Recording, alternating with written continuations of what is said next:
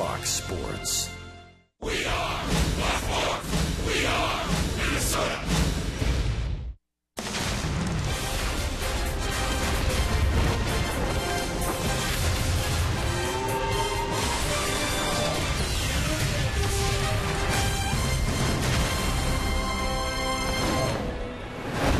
This Twins and Red Sox series on Fox Sports North is brought to you by the all-new Chrysler 200, America's import. The Twins make their annual trip to famous Fenway Park for a 4-game series in Boston. The Red Sox have been struggling lately while the Twins have surged to the top of their division thanks to a 9-2 stretch over their last 11 games. Minnesota having a lot of fun these days, nearly a third of the way through the season. Welcome inside Fenway Park. I'm Jamie Hirsch. It seems the only thing that can slow this Twins team down now is Mother Nature. After a rainout yesterday, the Twins are back and ready to keep rolling against the Red Sox. Take a look at just how impressive this team has been by the numbers. It was a magical month of May as the Twins won 20 games. Paul Mulder joked they'd like to keep May going and call today May 33rd instead of June 2nd. Those 20 wins, the most they've had in a single month, and that kind of success has given the Twins a winning percentage to match the Minneapolis area code 612. To see the Twins playing so well is a welcome sight for both the team and Twins fans. It's been nearly 5 years since Minnesota has led the Central with a winning record. The last time they won the division back in 2010. Now the question is, can they keep winning as the calendar flips to June? Dick and Bert will take a closer look at what's behind the Twins' magical last month next.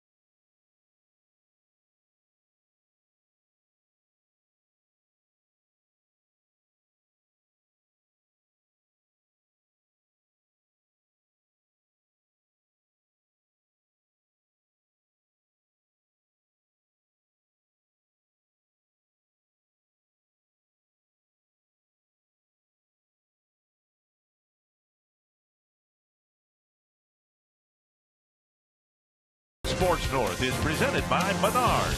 Save big money at Menards on all your home improvement needs. And by Dodge. Come discover great deals during the Dodge Drive and Discover event. A week later, it's a Twins-Red Sox rematch in Boston. And tonight, in the series opener, we have a rematch of Game 2 of that series at Target Field. It was a pitcher's duel between Clay Buchholz and Mike Pelfrey.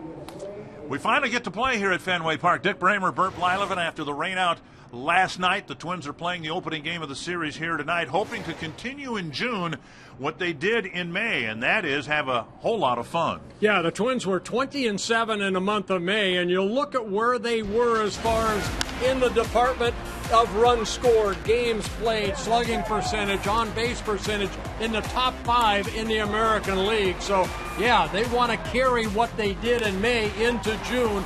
It's going to be one game at a time, like a lot of players say, but they have to be consistent. That's exactly, Dick, what has happened in the month of May. And the Twins got production 1 through 9 out of the batting order, whoever the starting 9 were on a given night.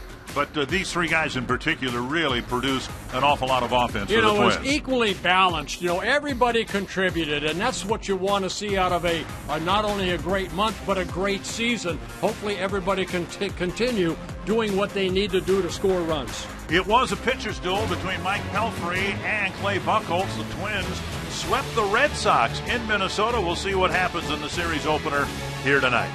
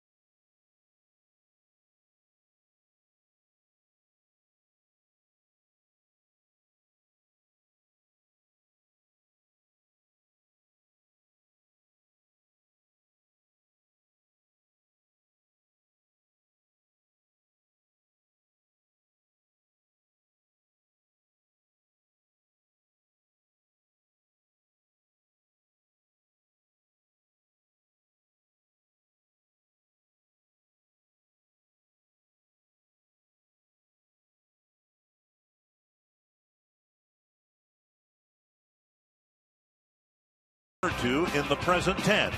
It doesn't care about the past because that was the past. All those games have come and gone. Part of the season.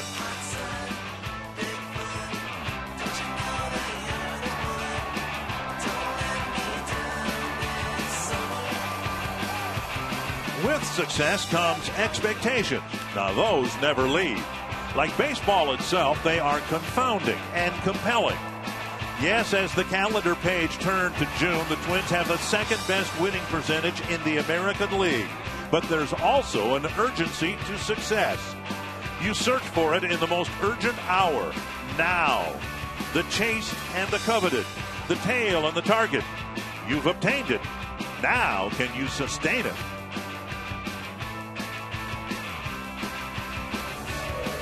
That's exactly what the Twins want to do, sustain May's success into June here in Boston. The weather has, well, it hasn't cleared, but we think the precipitation is done for a while. They called the game early last night. They actually called it in the afternoon. We could not have played baseball here last night. Less than ideal conditions here tonight. It's still very cold, and with that we bring you our cold hard facts, brought to you by Clean Crisp Coors Light. Best winning percentages in baseball, the Cardinals in the National League, and the Astros did play last night. they won, so they're a few points ahead of the Twins now. Well, you know what? It is June 2nd here, but good to see the Twins where they're at. Kansas City Royals right behind them. But Paul Molitor, see how he has done on road games. Twins have played very good baseball on the road. We know what they've done at home, but they played pretty well on the road, too. Here's the Menards batting order for the series opener. Brian Dozier leading off, then Torrey Hunter, Joe Mauer, Trevor Plouffe, Kurt Suzuki, Eddie Rosario, Eduardo Escobar, Aaron Hicks, and Danny Santana. And as you mentioned, Dick, it'll be a rematch between Clay Buchholz and Mike Pelfrey. They faced each other on Tuesday, and it was Pelfrey that came out ahead in that 2-1 win over the Boston Red Sox. Buchholz, 30 years old. 6'3", 190. Now, he has had a tough time for some reason winning a ball game here at Fenway Park. He's 0-4 in 4 starts, an ERA over 5. Red Sox have had a lot of issues, defense among them. Hanley Ramirez is in left field, and the defense brought to you by Northland Ford. Mookie Betts in center, Brusney Castillo in right. Pablo Sandoval, Xander Bogaerts, Dustin Pedroia, Mike Napoli, the infielders, Sandy Leon behind the plate.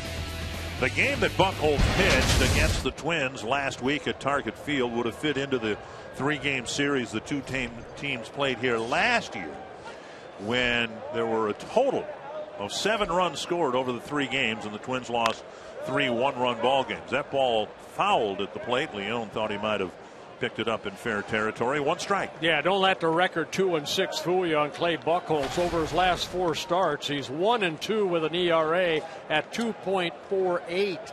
So he has been pitching very good baseball. He just doesn't have a lot of wins to show for it. Twins beat him in Minnesota by getting 3 doubles and 2 first-inning runs, and that was it. After that, Buchholz shut the door.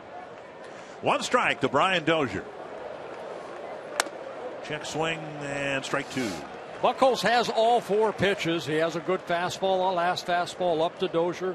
Also a very good curveball, slider, and a changeup. 2-time American League All-Star for the Red Sox in 2010 and then in 2013. 0-2 to Dozier. And strike 3. Dozier started the game with a double in Minnesota, and tonight Buchholz strikes him out on 3 pitches. Yeah, Buchholz, a strikeout pitcher, strikeout number 63 and 60 and 2/3 innings pitched. Over his career, Torrey Hunter's been a T-Mobile game changer at Fenway Park. This is his 60th career game at Fenway tonight, not counting the postseason. Torrey has a .323 career batting average, 8 home runs, 37 runs batted in. And Hunter takes high, ball 1.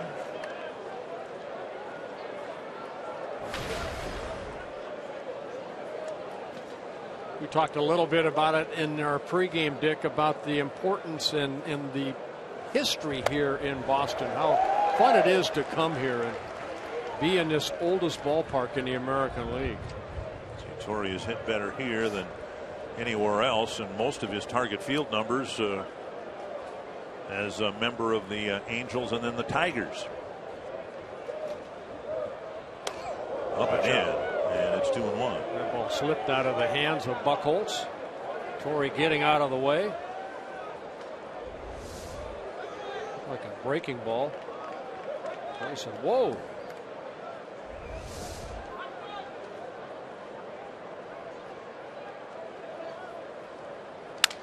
On the ground and through for a hit. Might have cracked his bat, but he's aboard with a 1-out single. Twins get a base runner here with 1 down, and that'll bring up Joe Mauer. Another fastball in that had a little bit of movement, but it went right into the swing of Torrey, and he gets the first hit of the ball game.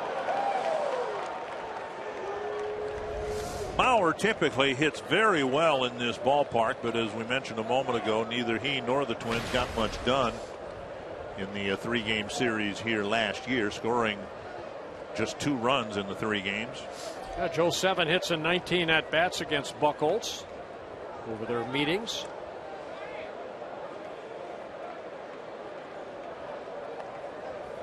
Buchholz pretty quick home, only 1 stolen base off of him this year in 3 attempts. Torrey on the year, 1 stolen base in 3 attempts. Another throw over.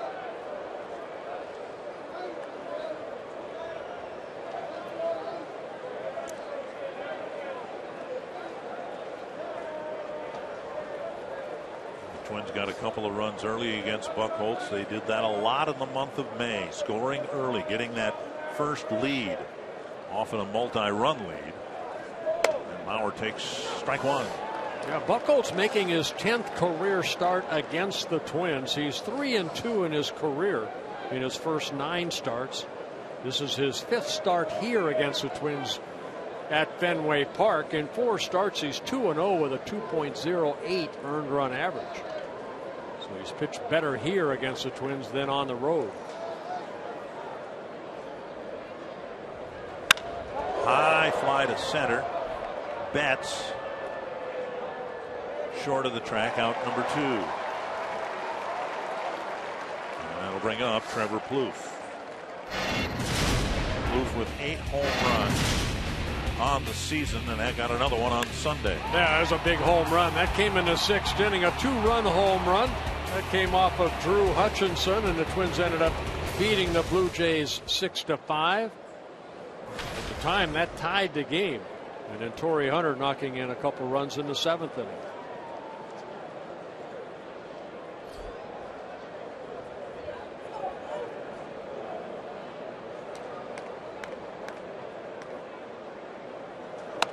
And over the inside corner, strike one. Twins are tied for 4th in the league in runs scored with Cleveland. The Detroit Tigers, the lineup that a lot of people at the start of the year thought might lead the league in runs scored, is 9th in the league in runs scored. And now on the outside corner, 0-2. Trevor's had a tough time against Buchholz, just 3 hits and 16 at bats.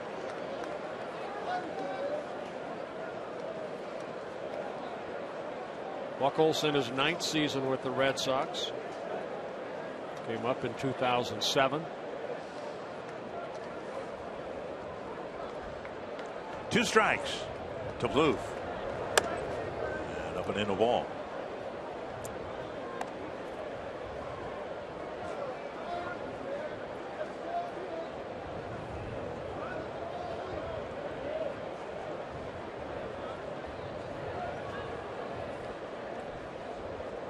Hunter at first with 2 away.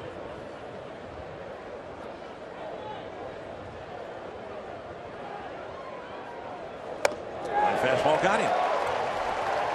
Twins get a base hit off of Clay Buchholz. He strands Hunter. No score after a half inning. Mike Pelfrey will come to the mound here at Fenway next.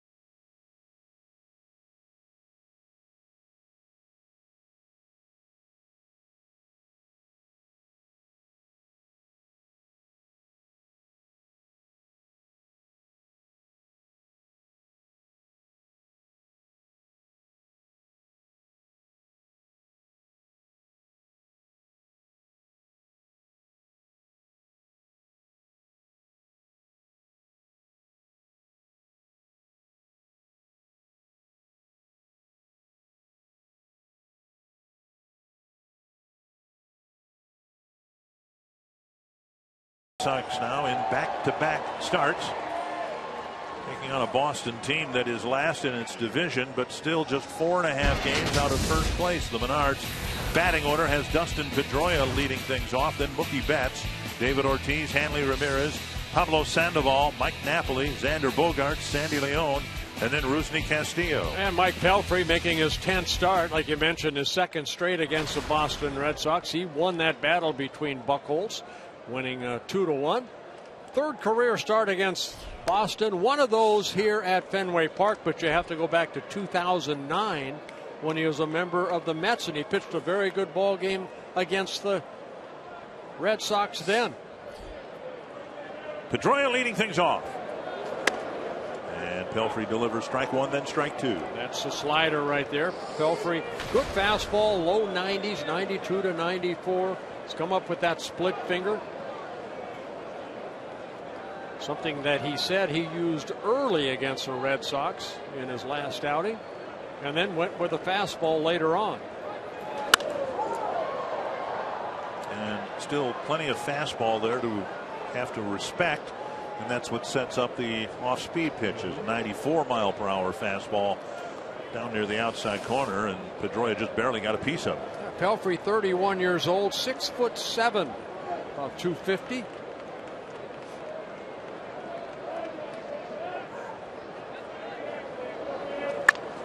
Chopper to third. Plouffe fires on the run and gets Pedroia by a step. One down. Nice play by Trevor Plouffe, having to come in hard and then make the throw on the run. Northland Ford defense for the Twins. And Eddie Rosario is out there in left field playing in front of the monster. Probably feeling about 4'3" right now. In center, it's Aaron Hicks, Torrey Hunter in right, Plouffe, Santana, Dozier, Maurer around the infield with Suzuki behind the plate. Yeah, they didn't take batting practice, but Butch Davis, the outfield coach, did hit some balls off the wall to him early this afternoon. Here's Mookie Betts, and there is strike one. Now, ordinarily, I mean, if we hadn't been rained out last night, everything was washed out yesterday, but the Twins would have had early batting practice, and Rosario would have had the benefit of seeing some batted balls from home plate bang off the wall. 1-1. Well, let's hope they don't bang off the wall in this series.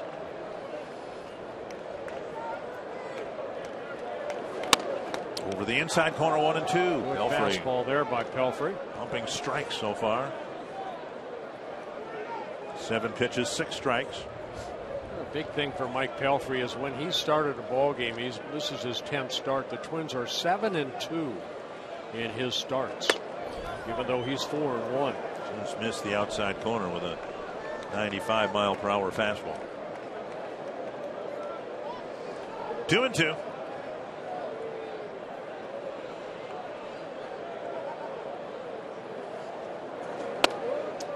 Full count with David Ortiz on deck. You know, sometimes it's difficult as a pitcher when you have back-to-back starts against the ball club, because, you know, hitters remember you. You may, you know, if you face them, say, you know, there's a month in between, they might forget a little bit about what you tried to do to them. Pop fouling out of play. And like I mentioned, Mike even mentioned in that start last Tuesday, he started with a lot of splitters, and it looks like here so far he's throwing a lot more fastballs early in the ball game. So trying to mix it up. Full count to Betts.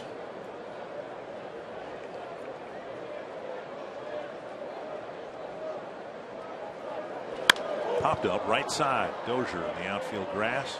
Circles underneath it. 2 down. Well, what you're looking for is consistency out of a starter. And that's exactly what Mike Pelfrey has provided the Twins. Last 8 starts, 4-1. Look at the great earned run average.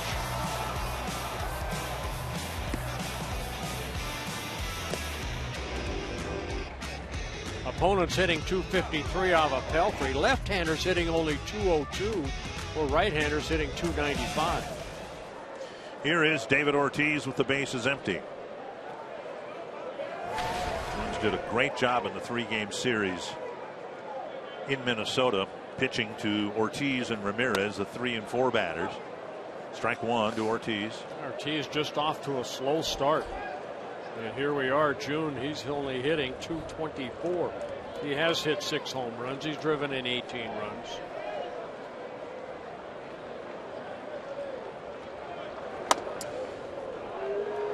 In the 3 games in Minnesota, and remembering what Ortiz had done at Target Field earlier in his career, Ramirez and Ortiz were just 2 for 23.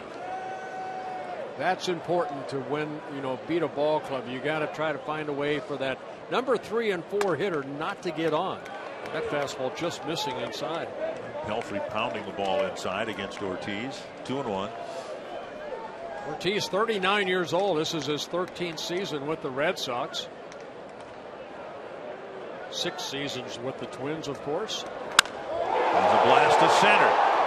Hicks going back and making the catch on the warning track. Ortiz hit it to one of the deepest parts of the park. It's a 1-2-3 first for Mike Pelfrey.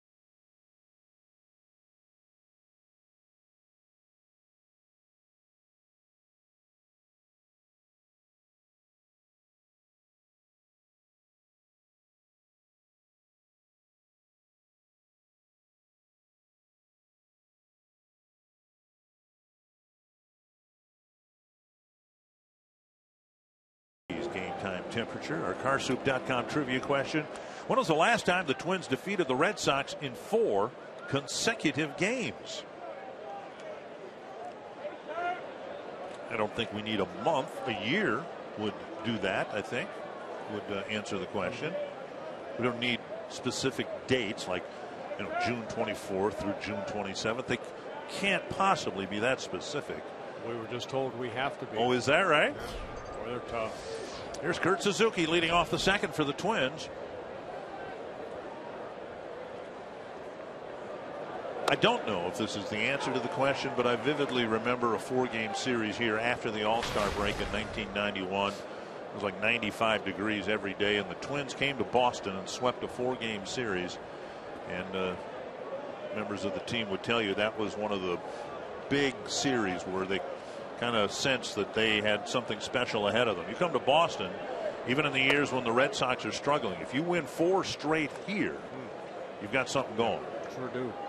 1-1 to Suzuki, hitting 5th, then Rosario and Escobar. Yeah, Suzuki 9 hits and 18 at bats against Buchholz, so he has had some good success. So John Farrell, the Boston manager, starting to feel some heat here. On the ground, picked up by Bogarts. 1 away. Over the last week or so, it's John Farrell that has kind of called some of his veterans in to try to keep them motivated, because they have some veterans, but they also have some young, talented kids, and he's relying on the veterans to show a little more energy. Red Sox actually came to Minnesota with what they thought was some momentum. They had handled the Angels here at Fenway Park. Looked like they were ready to move forward instead of backward, and then the Twins swept them. They lost 3 out of 4 in Texas. Here's Rosario, and he takes strike 1. So just when you think you're ready to turn a corner, and then you turn in a 1-6 road trip, and local media people and a lot of the fans a little upset with how this season has unfolded. Way out in front, and it's 0-2. Good changeup right there by Buchholz. Sandoval was playing in on the grass at third. Now with 2 strikes, he'll go back to his normal position.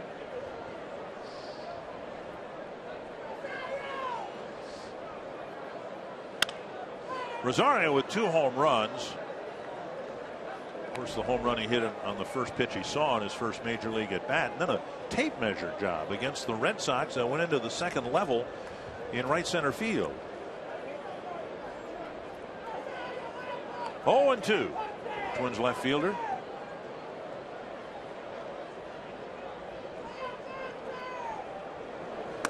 And now 1-2. And Buchholz, one of those pitchers, pretty stingy as far as allowing home runs. 5 home runs allowed. This is his 11th start. Escobar on deck.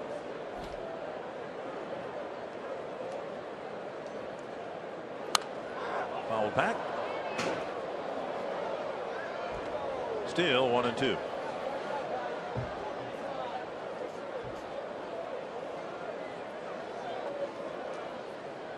Twins on a pace to score 745 runs on the season.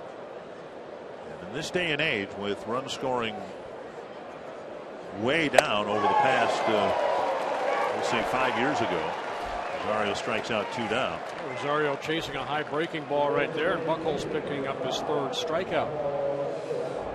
Want to make him keep the ball down. Rosario swinging at a pitch too high. Like Leone wanted the pitch down, but pitch sailed up and away. Rosario offered at it. Here is Escobar.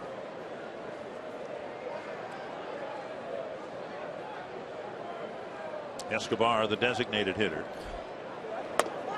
And just off the plate, ball 1.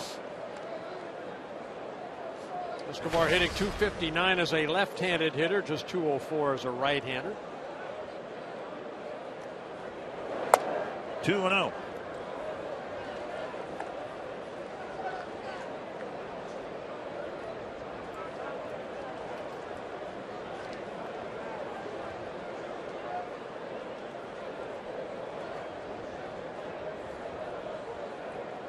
To Eduardo Escobar.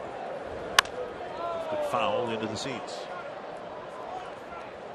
What they're concerned about here in Boston is that this will be the 3rd summer out of 4 that's just kind of a lost summer. Now, there was a World Series year in the middle of that, so I don't think that the Boston fans are going to get sympathy cards from Twins fans.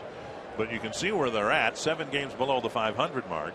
And only 1 team in the division with a winning record. I was going to say, you get back to 500, you're right in this race. Tampa Bay at 26-26, only a game out of first place. Talking with David Ortiz about that today. If you have one good week against teams within your division, the whole complexion of your season can change. 2-2 to Escobar.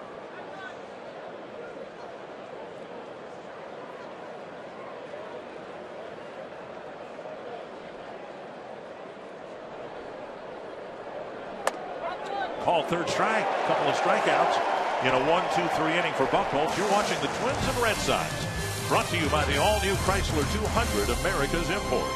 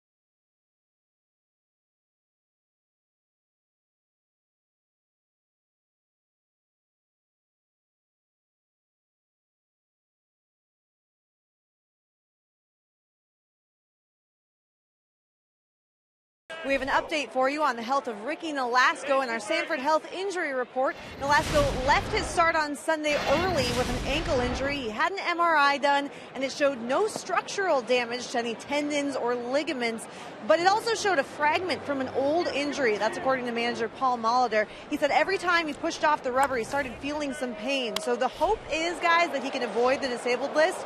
They'll see if he can throw off the rubber on Thursday and then see where he's at from there. But Molitor does not think he will be ready to start on Friday.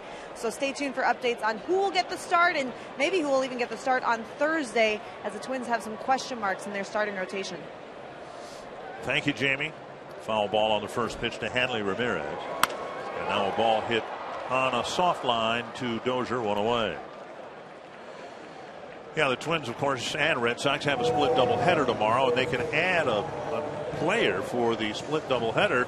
And the Twins, with 13 pitchers already, provided everyone gets the position players get through tonight's game without being injured, the Twins are planning on adding Michael Tonkin, another pitcher. So for the split doubleheader tomorrow, the Twins will have 26 players and 14 pitchers. You never have enough pitching. That's what they say.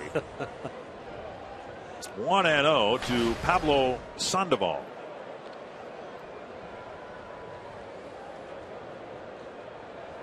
And Sandoval takes low, 2-0. Sandoval, till further notice, is exclusively a left-handed batter. We saw it happen a couple of times last week at Target Field when the Twins brought it in, a left-handed reliever. He struggled so mightily from the right side of the plate. He just stood in there as a left-handed batter and went 2 for 2 in the Twins series. He said he's not giving it up. He just right now just does not feel comfortable hitting right-handed. Very good numbers as a left-handed hitter, hitting .317. Only 0.49 as a right-handed hitter. 3-1, second 3-ball count for Pelfrey. Napoli on deck. As a right-handed hitter, just 2 hits and 41 at bats.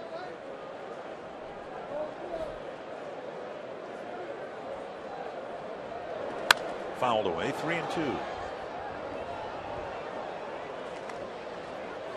Sandoval coming over from the Giants, where he was with the Giants for 7 seasons. A career .294 hitter. Hitting at .251 right now. Full count to Sandoval. They draw a 1-out walk. You can take your family to the ballpark this summer in the Minnesota Twins Our Family section, presented by Fox Sports North. Tickets in the alcohol-free section start at just $10 and include a free Schweigert hot dog and Pepsi. For ticket information, visit foxsportsnorth.com. Click on upcoming events on the Hot Topics bar. Here's Mike Napoli, dropped down to 6th. It was Napoli more than any other Red Sox player who seemed to be breaking out of a slump when the Red Sox were last year at Fenway Park. A lot of home runs in the Angels series. And he and the rest of the Red Sox did not have a good road trip, or for that matter the month of May. The Red Sox scored 82 runs in May, which sounds like a low number, and then you stack it up against the 137 runs that the Twins scored. Let me do the math here. That's 55 more runs. Very good. Almost 2 per game. Mike Winters, the crew chief, saying that Napoli did not go around on Mike Napoli bobblehead night here at Fenway Park. There are the umpires. Mike Malinsky behind the plate. Winters, Wagner, Foster on the bases. 1-1 to Napoli. 8 double plays turned behind Pelfrey so far this year. And that too has been a problem for the Red Sox. In the 4 games in Texas, they grounded into 9 double plays. Pelfrey gets ahead of Napoli 1-2. Very streaky hitter. You saw the average at .203, but 8 home runs.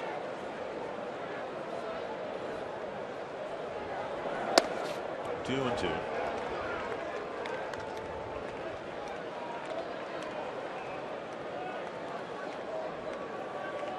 $16 strikes for Pelfrey on the night.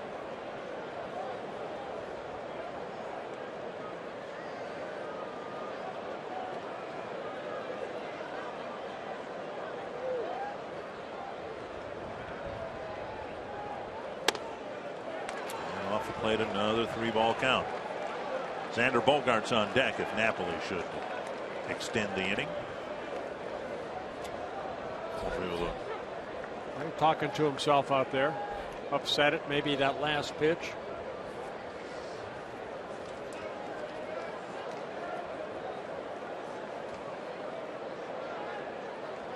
Three and two. Sandoval will take off early. Excuse me. With one out, he will not do that. He takes off anyway.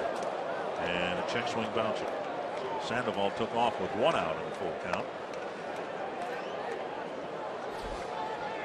When you're struggling to score some runs, you try to get that offense going, and Johnny Farrell had Sandoval taking off right there.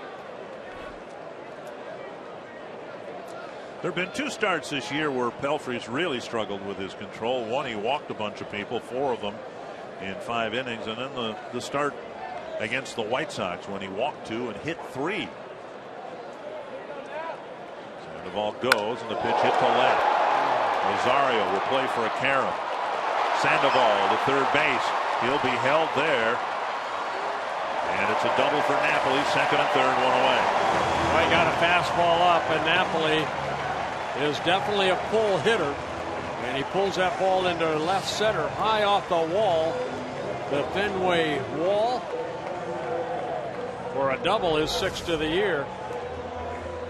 Pitch kind of rolled right back into that swing of Napoli. And Rosario actually doing a very good job of playing the carom. Hicks right there to back him up, but Rosario gets it back in quickly. I think the Red Sox would take that type of outfield play from their left fielder, Hanley Ramirez, who's had all sorts of problems playing the caroms in left field. Here's Xander Bogaerts, second and third, one down.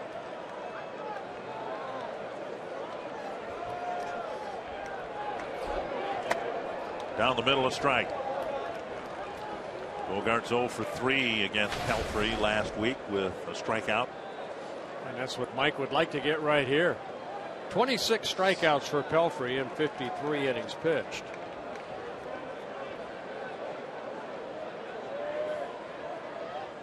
One's playing the infield back. Ooh, what a stop by Suzuki. He gets the baseball, and Pelfrey comes home to cover home plate. That is a run-saving stop. That is a great stop. Look at that, just kind of throwing his glove and kind of just keeping it in front of him. Imagine as a catcher, it's the last thing to imagine when you put down a sign that the ball's going to be 3 feet outside.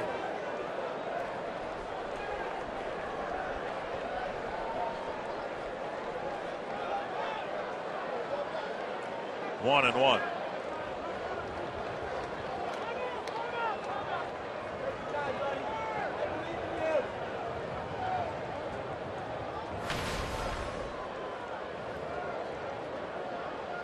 Red Sox putting together a threat here, a 1-out walk and follow-up double.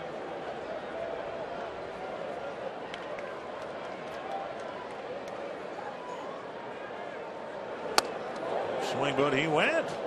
Good fastball that had some tail on it. Down and in. Bogaerts maybe looking away. Fastball inside. He's unable to hold up. Was that the slider or the splitter that he threw in the dirt 2 pitches ago? That might have been the splitter. You dare go back with it here in the hopes of trying to get the strikeout you need. Either do that or you go back inside again. Twins have shortened up the infield now with 2 strikes.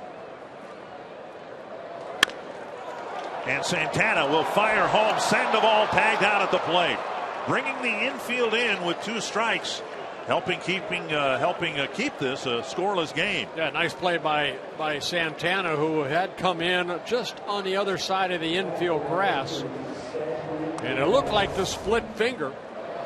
Bogaerts hitting it, one hopping to Santana. A good throw to Suzuki at home, and Suzuki tagging out Sandoval. Napoli to third. Bogaerts reaching on a fielder's choice, and now Sandy Leon. Again, early in the at-bat, the Twins are playing the infield back, but they brought it in, and that and Suzuki's magnificent stop on that pitch in the dirt a few pitches earlier. We still have a scoreless tie here. Leon, the batter. Sure where the pitch missed. Ball one. Runner at first. Bogart shuffled toward second. Suzuki came out of his crouch. He may have blocked the umpire. That looked like that was a strike, didn't it? We got a great angle from up here.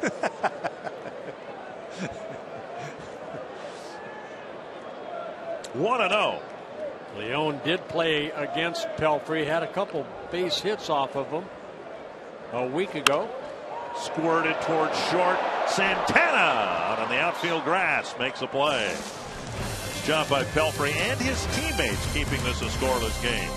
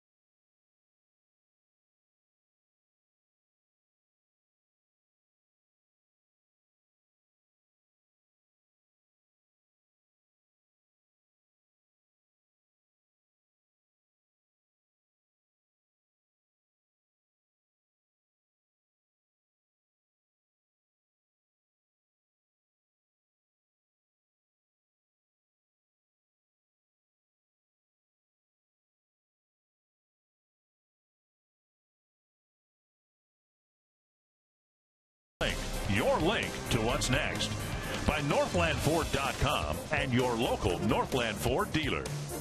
And by Grand Casino. The best stories start here. A very cool night for June 2nd. It's a cool night for April 2nd. 48 degrees. Expect the temperatures to be warmer tomorrow. It's a split doubleheader tomorrow. Both games will be on television. As a result of the rainout last night. Here's Aaron Hicks. Sandoval starts the at bat about 60 feet from home plate. Yeah, take the bunt away from him. Hicks, Santana, and Dozier in the third inning.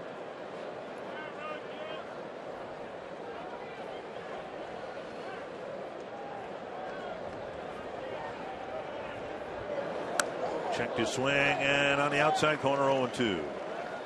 Hicks is holding his own offensively from both sides of the plate. One home run. That too came against the Red Sox in the series finale. Yeah, 4 batters now that Buchholz has been ahead 0-2. 4 strikeouts. 1-2.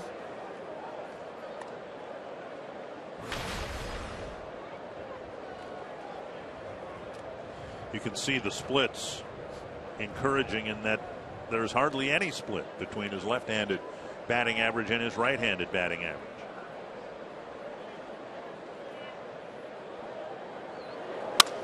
Tap toward short, and Bogarts gets Hicks by a step, 1 away. This is a continuation of how Buchholz fared against the Twins after that ambush of a first inning when they got 3 doubles and a couple of runs and ended up winning a 2-1 ball game. Here's Santana.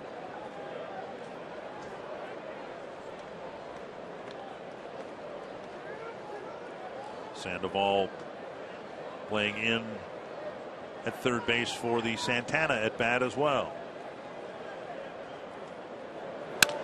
On the ground to Pedroia, down to a knee, 2 down.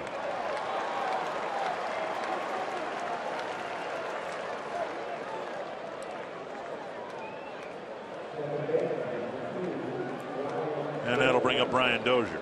Dozier struck out in his first at bat.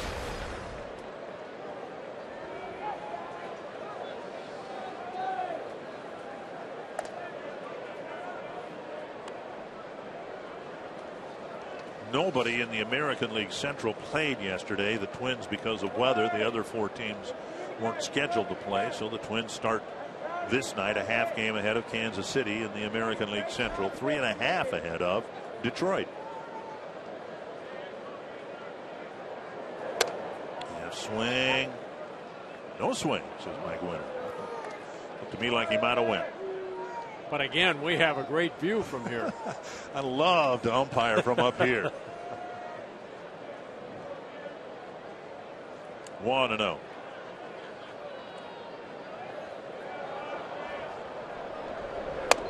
I just noticed as you commented on our position up here, I can see your breath. It's cold. Well, normally on a hot day you could probably see my breath. That's what you get for eating the press box dining food. 2-0. And now a strike.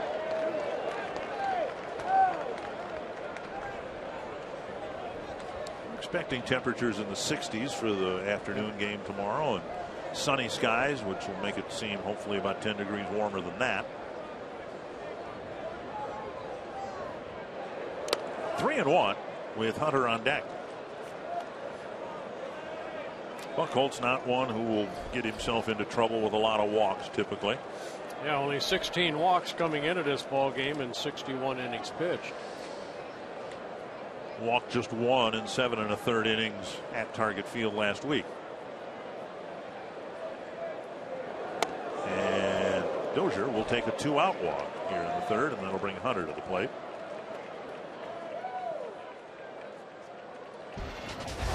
Everyone had high hopes for Hunter contributing in the clubhouse and somewhat on the field, and if anything, I think he's exceeded the expectations on both fronts. On both ends. You're absolutely right. In the month of May, had a great month of May. He said something that was interesting. Somebody interviewed him about his getting off to a good start this year. Wasn't the case so much last year. He said that last year, well into the season, he was still recovering from his tumble over the right field wall in the playoffs against the Red Sox, when he, of course, was then a member of the Detroit Tigers. Remember, he went head over heels over the wall into the bullpen, and he said he really took a tumble, and he was still suffering with that into the 2014 season. Hooked foul over by the Twins dugout. Years ago, Torrey in center field here trying to snare a David Ortiz drive, ended up breaking his ankle. Yeah, right in that corner right there at that 420 mark. And this is what you were talking about right there, jumping, trying to, as we know, Torrey will try to run through anything to catch a baseball. That time he tumbled over into their bullpen. 2 strikes to Hunter with Dozier aboard. See if he takes off here. Red Sox think he might, so they throw over. Even Torrey last year for the Tigers hit .286, hit 17 home runs, drove in 83 runs, played in 142 ball games, and that's what the Twins would like to get out of Torrey this year. He'll get off from time to time. And Hunter chases, pitch up and away, strikes out, leaving Dozier aboard. You're watching the Twins and Red Sox, brought to you by the all-new Chrysler 200, America's import.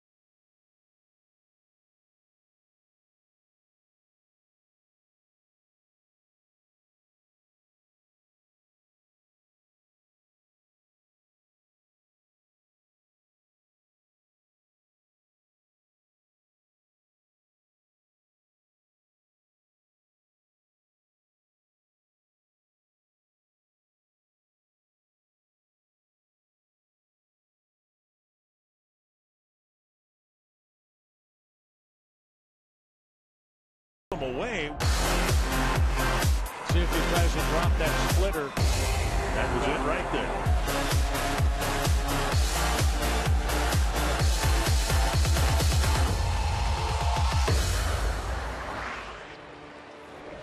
Mike Pelfrey pitched out of a jam in the second inning. Second and third, one out. Got a chopper to the shortstop, went out at the plate, and then got a pop-up soft line drive for the third out of the inning. Outside to the number 9 batter, Rusney Castillo. You know, just nice to see Mike Pelfrey healthy. Of course, the last couple of years coming off the Tommy John surgery, had surgery again on that elbow. And Plouffe gets the second hop. The Bauer one away. Castillo quickly retired. And remembering, of course, that Pelfrey, with the original plan, was going to be pitching out of the bullpen. And then the Irvin Santana situation came down very late in spring training. Pelfrey's moved into the rotation. He's had 9 starts, and you'd have to say that 6 of them were very, very good. Yep. Some that weren't so good, of course. But he comes into this game with a 2.77 ERA. And who among us who've watched the last 4 years wouldn't take that? Well, I agree. Here's Dustin Pedroia. Hit a bouncer to Plouffe his first time up. Yeah, you know, and Mike is a starter. He's always been a starter. It would have been, I think, hard for him to be out in that bullpen, to be honest with you. This is his 193rd major league start. He has 197th game, so only 4 times he was used in the bullpen. 59 wins. 1-1 to Pedroia. 2-1.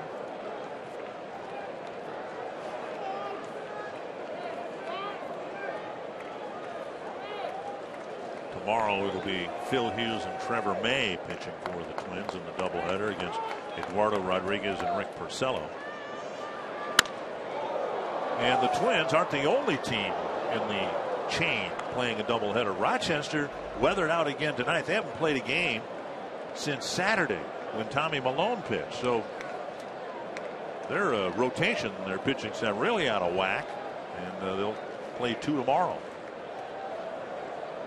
2-2 to Pedroia.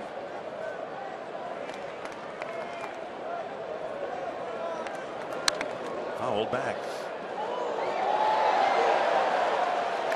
You know, I don't know who was all in that meeting when Johnny Farrell had all his veterans in, but you look at this guy.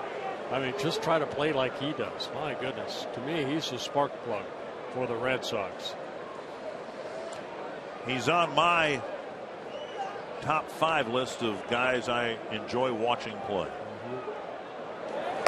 There's the splitter and a strikeout for out number 2. Pelfrey picking up his first strikeout. If he can throw that pitch there, he's going to rack up a lot of strikeouts. Look at this. It looks like a fastball, right? And then it just bottom just fell out of it.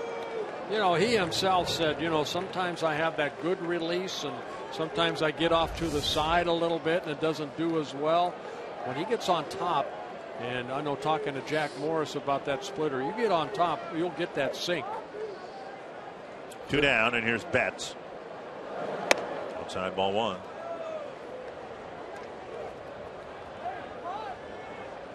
Neil Allen.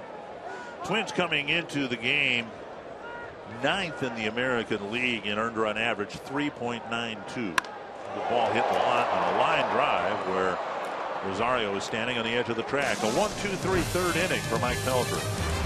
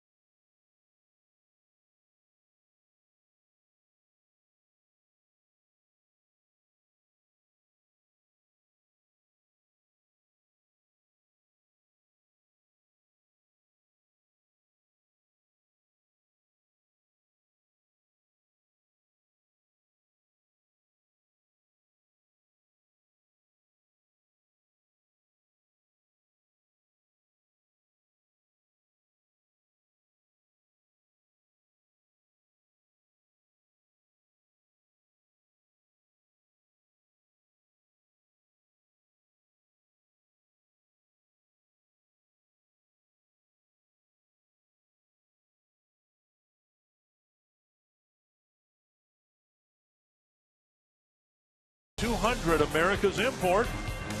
Whitey Herzog's half-brother in attendance here tonight. Got his hairdo. Joe Mauer will lead off the fourth. He'll be followed by Trevor Plouffe and Kurt Suzuki. Mauer with a fly ball to center his first time up. Well, Buchholz throwing strikes, 40 pitches, 28 strikes, 5 strikeouts in a ball game. Breaking ball on the outside corner.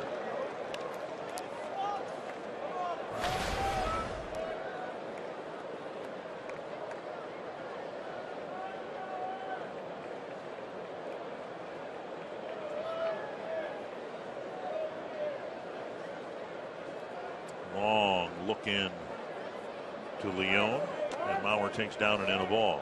Went back to the breaking ball, missed low. Were you here on the road trip last year? No, I was not. Scores were, I believe Jack Morris was here.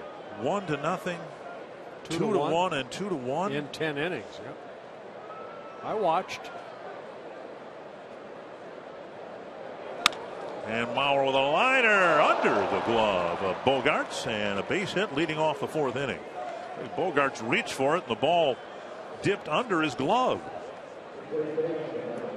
I'll bring up Plouffe, but first you can join us Friday night as the Twins take on the Brewers, presented by CenturyLink. Stay after the game for Fireworks Friday, post-game fireworks. Visit twinsbaseball.com for tickets, more info. Great demand for the weekend series with Milwaukee. It's good to see that baseball has done that, put that series, that rivalry series, back on a weekend. And the Twins playing good baseball, and should be a fun weekend at Target Field. Yep, and then when we go to Milwaukee, that's also a weekend series. Plouffe on the first pitch hits a short little pop-up to Pedroia, who thought that Napoli was going to catch it. Miscommunication there between a couple of veterans. And Pedroia had to make an adjustment. I'm wondering if he was watching Plouffe, whether he was hustling down that line or not, because, you know, you let it drop and you get maybe a double play, and Plouffe did kind of hang around home plate a little bit. A little glance between Pedroia and Napoli, one down, and now Suzuki. Well, the Twins have a very short road trip here, 4 games in Boston, and back home for a week.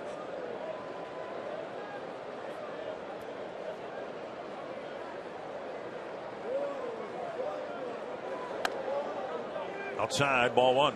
Suzuki hit a bouncer to third his first time up.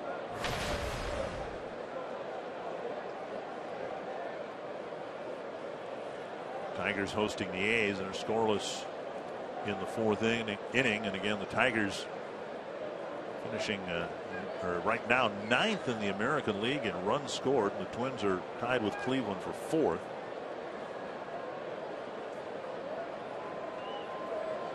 No American League Central team is higher than the Twins when it comes to run scoring.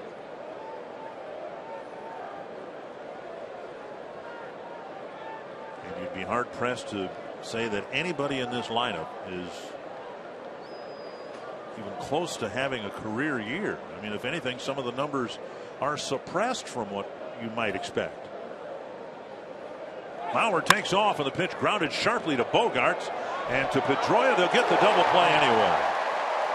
A good idea, but Pedroia had the ground ball, or Bogaerts rather, had the ground ball hit sharply right at him, and the Red Sox turn 2.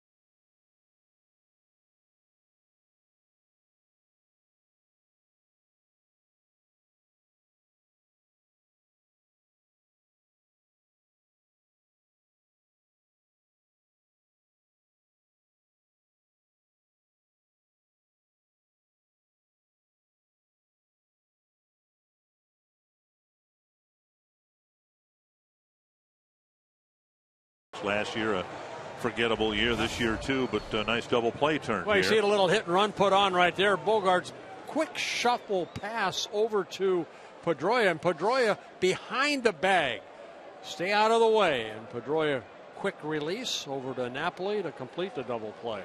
So the Twins tried a little hit and run, but Suzuki hit it sharply, but right at the shortstop. And Mauer did what he could to break up the double play. A little pop-up slide at second base. Ortiz on the first pitch hits it to Mauer, and Ortiz is quickly retired, one away. And it'll bring up Ramirez. Boy, you like that. You know, Pelfrey, 15 pitches in the first, 21 in the second, only 10 in the third, and you get a quick out on one pitch. That way you can get deeper in the ball game. A lot of different numbers to support how or why the Twins did so well in the month of May. But to me, this is the most significant. The Twins won 20 games in May because it wasn't just Ortiz and Ramirez. The Twins did a great job against everybody else's 3 and 4 batters. The 3 and 4 hitters in a lineup are the run producers, the best hitters on the team, the guys who are supposed to drive in and in many cases score the runs, the extra base hitters. Here's what the Twins did in the month of May to those two guys, whether it was Chicago, Detroit, Toronto, Boston. A .227 average, 4 home runs and 20 runs batted in, and that was with one game where Miguel Cabrera drove in 5 all by himself. The Twins really did a great job taking the 3 and 4 hitters out of a lot of those games. 2 strikes now to Ramirez.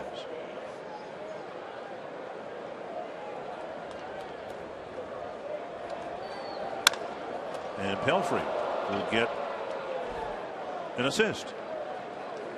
2 down.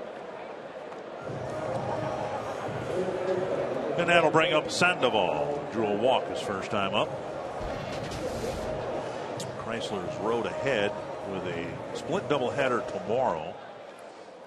And then a mid-afternoon game on Thursday. Then back home for 6 games against the Brewers and the Royals.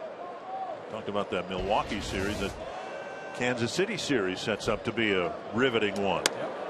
Strike on the outside corner. Royals tonight hosting Cleveland at Kauffman Stadium. The White Sox are playing in Texas. How about the Rangers? They're playing good baseball, aren't they? Prince Fielder having a great month of May.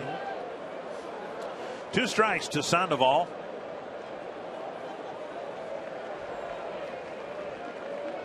Rangers only 5.5 games behind the Astros, who have the second best record in Major League Baseball. Chopped to the right side. Dozier flags it down. What a phenomenal play by Brian Dozier. A 1-2-3-4.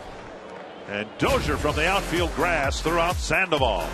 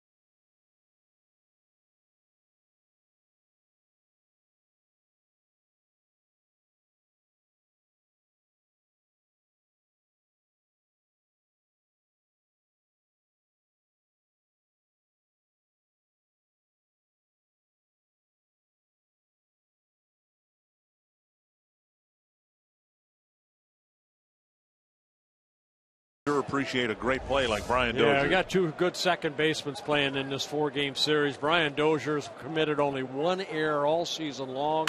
Watch him leave the earth right here to make that catch and then flip it over to Mauer to complete the 1-2-3 inning. Great defensive play. Rosario, Escobar, and Hicks facing Buchholz in the 5th inning. Buchholz gave up a couple of first-inning runs to the Twins at Target Field last Tuesday, then shut the Twins down after that. 4 more shutout innings here tonight. Well, he's attacking the strike zone. 11 of 15 first pitch strikes for Buchholz. And Rosario, who struck out his first time up, finds himself behind in the count 0-2. 7th time that Buchholz has been ahead to one of the batters for the Twins. 0-2. 5 strikeouts, 1 walk.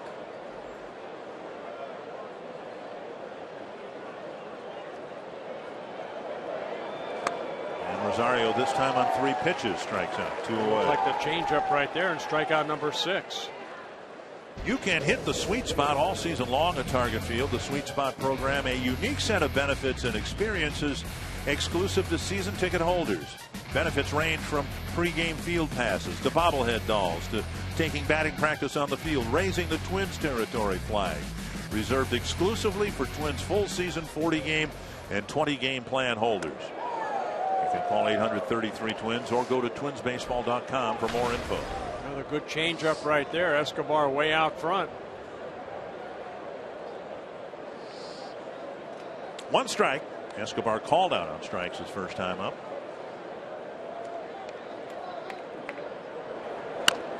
Dribbled foul. Buchholz again. 0-2. Ahead of the Twins hitter.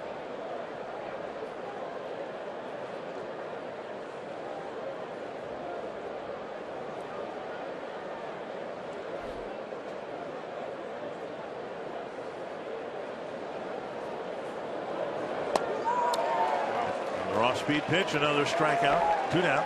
Strikeout number 7. Going nothing but strikes here in the 5th inning. Good movement on that off-speed pitch. And now Aaron Hicks, who bounced to short his first time up. You know, it used to be as recently as last year. In fact, we talked about the low-scoring games here at Fenway Park last year between these two teams.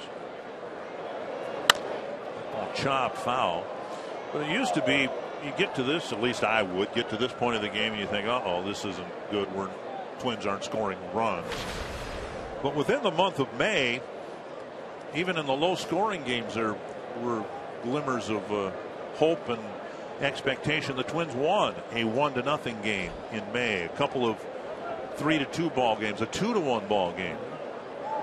So even on those nights when the Twins weren't scoring 5 or 6 runs a game, they still managed to pick up some wins in low-scoring games. Yeah, we talk about the offense so much, but the starting staff has done a good job of keeping the club in the game to when they maybe have that 1 inning they can score a couple runs, they're still in the game. 2-1. Over the last 4 years, Dick, I think we saw so many times that the offense was behind the 8 ball, 3-4-0 right off the get-go. 2-1 to Hicks. Good numbers for Buchholz in 4 2/3 innings.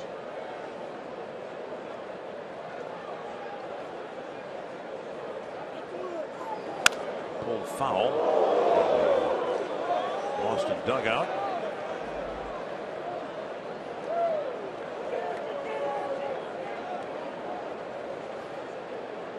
Two and two.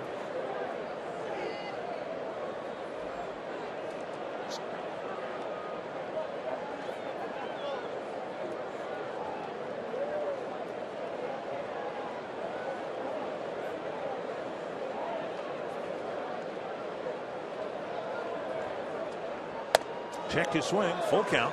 Twins took a 2-out walk in the 3rd. Dozier worked a walk out of Buchholz. Santana would have a chance.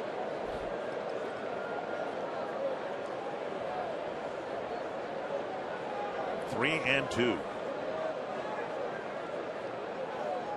And Hicks will go to first. Nobody's put a ball in play this inning, but now Hicks and his speed are at first with 2 down. It's an important part of Aaron's game, drawing walks, and his batting average very modest, 259 coming into the game, but he's drawn just 3 walks. This is a guy that we would typically see over, say, 500 at bats, getting 70 some walks. So maybe with a few walks here and there, things will improve for Aaron. We'll see if he's asked to take off here with 2 out and Santana at the plate. Box strikes presented by Dodge, and there is strike 1. Santana in his first at bat jumped on that first pitch at a ground ball to Pedroia at second. This time he takes a fastball.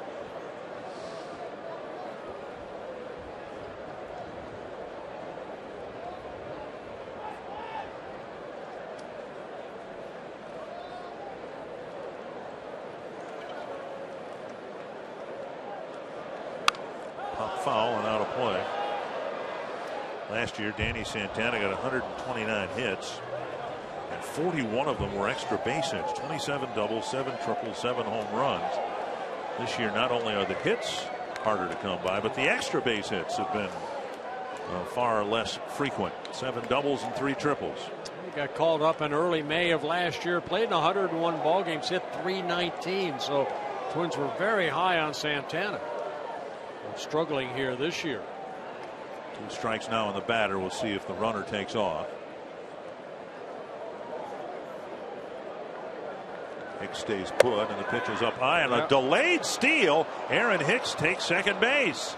He hesitated, then took off and swiped second base. Boy, that's very nice base running by Aaron Hicks, stealing his 4th base of the year. Buchholz again very good at holding on runners, but Hicks waited a second. By the time Leone and a middle infielder could react, Hicks gets into scoring position. And the count to Santana now 1-2. For Hicks, his 4th steal in 5 tries. Now it won't take an extra base hit to drive Hicks in.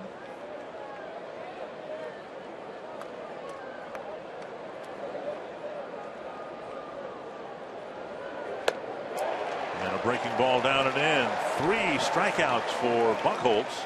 Stranding Hicks at second base. Still no score at Fenway.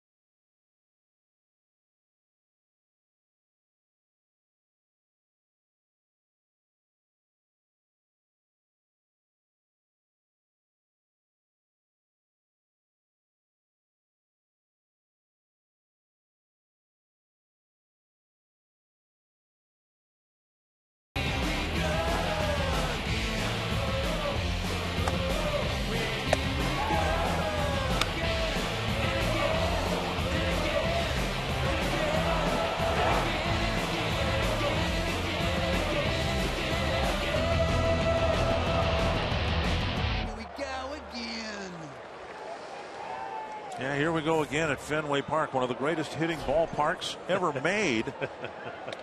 We had, for 3 games last year, a total of 7 runs scored. All 3 games 1-run losses for the Twins, and nothing on the board so far here in tonight's game. 1-0 to Mike Napoli. Off-speed pitch over for a strike. Napoli with the only Boston hit. He drilled a double off the fence in left center. Boy, then after that, Mike Pelfrey shut the door on him when they had runners at second and third and 1 out. Got Bogaerts to hit that ground ball to Santana with the infield in to get Sandoval at home plate. I remember a couple pitches before that ball was put in play. Kurt Suzuki made one of the best blocks behind the plate a catcher can possibly make. So as this game lengthens in its scorelessness, plays like that will make a huge difference. 1-2 to Napoli.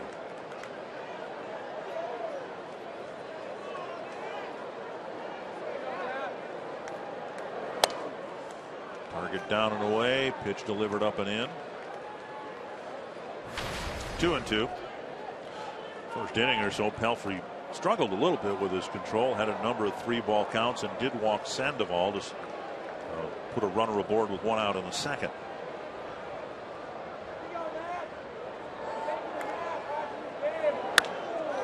One hopper to Plouffe. 1 away. A lot of ground ball outs for Pelfrey, and that's a good sign. Xander Bogaerts will hit next. Pepsi fans of the game bundled up, stocking caps all over the seating area. There's even some stocking caps in the broadcast area here. Yeah, to our right in the radio side. Yeah, Mr. Provis has got a stocking cap on June 2nd. And I just wonder, why would you even pack that for a road trip? I don't know. It's cold. I mean, it's. Are you cold? I'm not, but I got a big trench coat on here and I'm fine. Shoot, a few months ago I was sitting on a bucket on a layer of ice. There they are. Glad he's staying warm, getting up, moving around. And Corey, I don't think he's just move a little bit. I don't think just he's capable of even standing up at this point. 2-1. But I give them this: they've got the windows open. Yes, they do. And the Boston radio and TV booths have the windows closed, and we have ours open.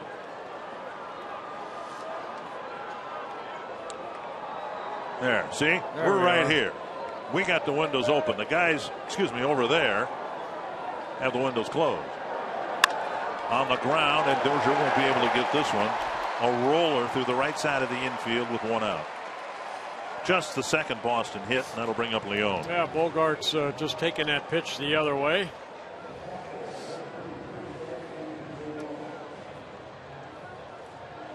Leone had a pop up to short. Actually, it was a little jam shot, soft line drive headed to the outfield, but Santana, playing him up near second base, had to retreat into the outfield grass, make a nice running catch to strand 2 runners in scoring position.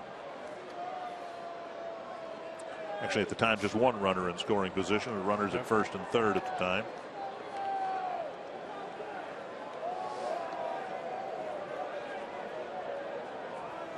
Runner goes on the first pitch, swing and a miss, and it'll be a stolen base for Bogaerts.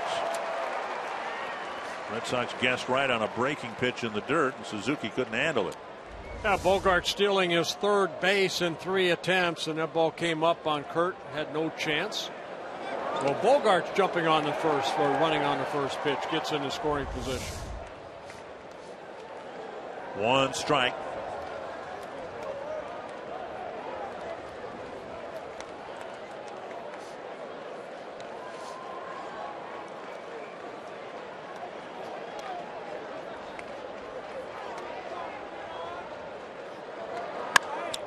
To short left, and Rosario puts on the brakes near the track, out number 2. I'll bring up Castillo. You can enter now for a chance to win a trip to the MLB All-Star Game on Fox in Cincinnati for you and 3 of your friends. Upload 2 photos at foxsports.com/fantastic all-star now through June 3rd. Pelfrey's dealt with men in scoring position and handled things awfully well. Red Sox had runners at second and third, 1 out in the second, didn't score. Now runner at second, 1 out. And now there are 2 out, and he'll face the number 9 batter.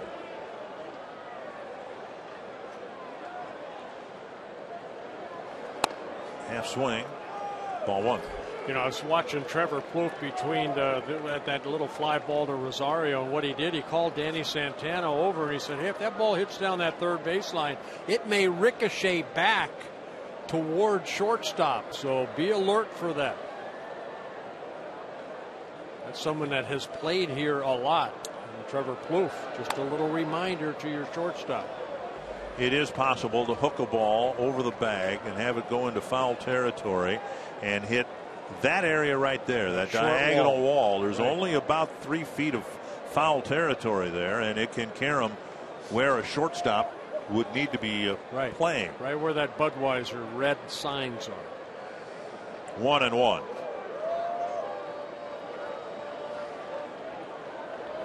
That's, I think, what Paul Molitor was talking about before the game today, about his appreciation for this. The dimensions, the quirks. This is such a unique ballpark.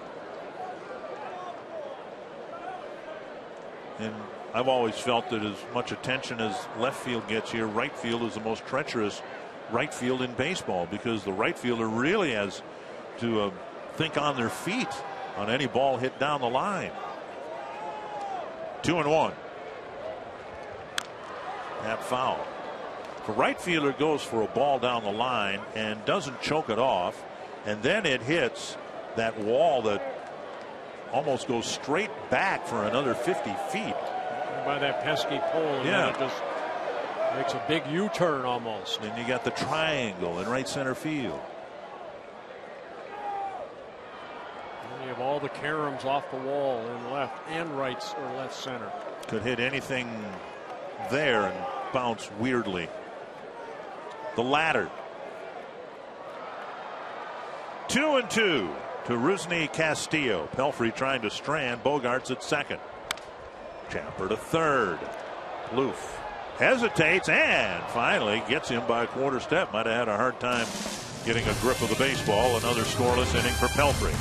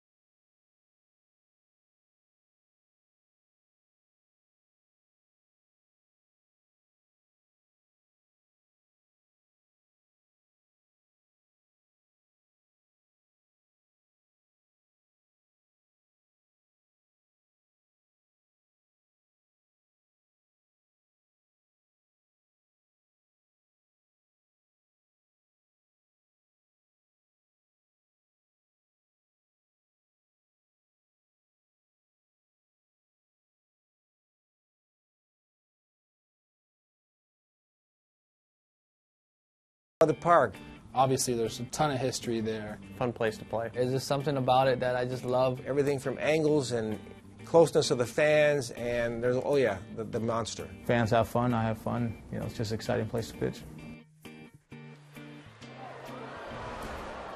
And no scoring through 5 innings here at Fenway. Brian Dozier will lead things off in the 6th. Dozier with team leading 9 home runs and 16 doubles, just one off the league lead. And he takes strike 1 from Buchholz. Paul Molitor talking about the angles here, and a very special memory for Paul. He was introduced during the All-Star game here in 1999 as one of the 50 greatest ball players. Here to hit him 1-1. And that was a very emotional ceremony. It was, I believe, the last public appearance for Ted Williams on the field. Ron Coomer was the Twins All-Star that year. And 1-1 to Dozier.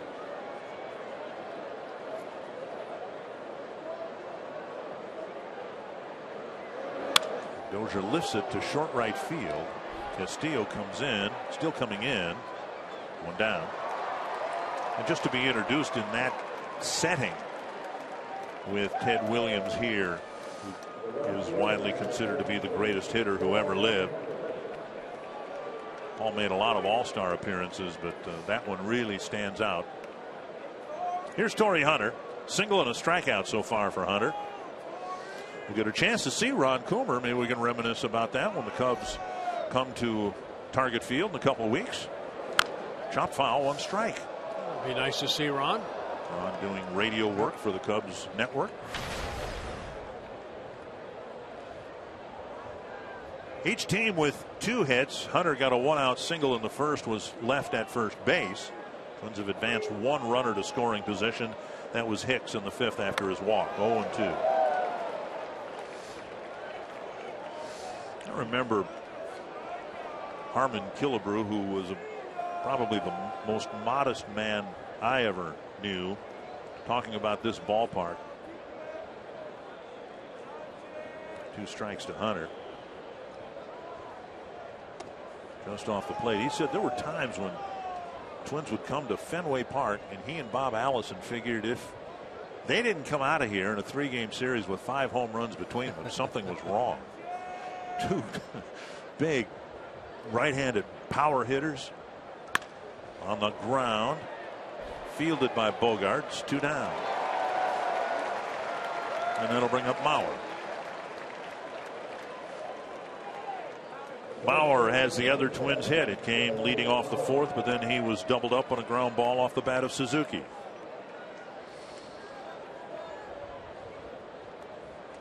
Again, the scores last year: 2-1, 1-0. And then in that final game in the 10th inning, Chris Parmelee hit a home run against Koji Uehara.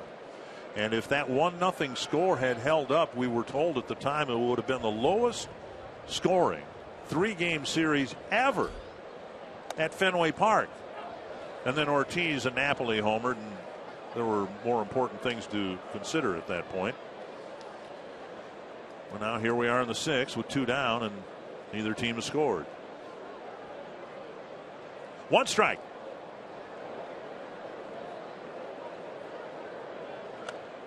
Two strikes. It's the 9th time that Buchholz is 0-2. 6 of his 7 strikeouts have come when he's been ahead 0-2. So he's nasty here tonight. See, good just stuff. 71 pitches.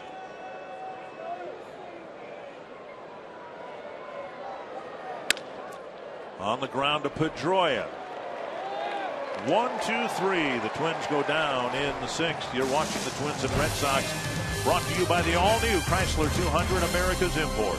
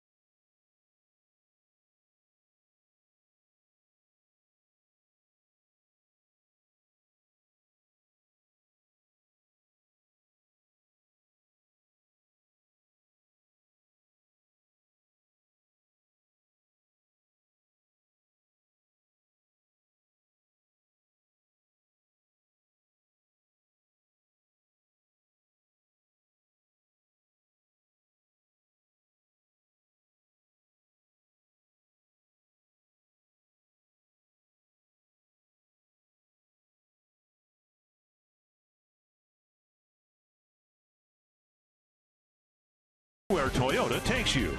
Test drive one at your local Toyota dealer. Toyota, let's go places. And by Sanford Orthopedics and Sports Medicine, for the everyday competitor in all of us. It's going to be your nephew or somebody. Yeah, don't drop any. Be gentle. Dustin Pedroia will lead off the sixth for Boston against Mike Pelfrey. Up high, ball one. Jeff Samardzija gave up 4 runs in the first inning to the Texas Rangers. They've jumped out ahead of the White Sox 4-0 in Arlington. And now a strike, 1-1. Mentioned the Twins entered the game with a team ERA of 3.92. That's 9th in the league. Not great, but obviously an improvement. But it is between Detroit and Baltimore in the team ERA rankings. Two teams that many people think. It's hit up the middle and it skips into center field. Pedroia is aboard with a leadoff hit. Baltimore and Detroit, two teams that, at least in the preseason, a lot of people had pegged for postseason play. Only the third hit off of Pelfrey, and it looked like a breaking ball that Pedroia just reached out and hit it right back up the middle. Mookie Betts will hit. Brian Butterfield, the third base coach for Johnny Farrell, went through some signs. Trevor Plouffe playing in a little bit about even with the bag. Caseable bunt.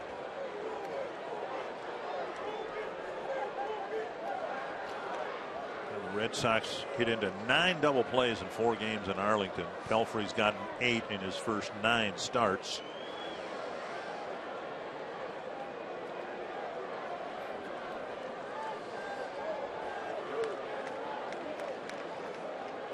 Eight ground ball outs here tonight. Right over second base and into center field. So the 6th inning for Boston starts with a pair of singles right up the middle. Yeah, Betts jumping on that first fastball. Picks up his first hit. Ball came in on him, but Betts opened up quickly and lined it right back through the middle.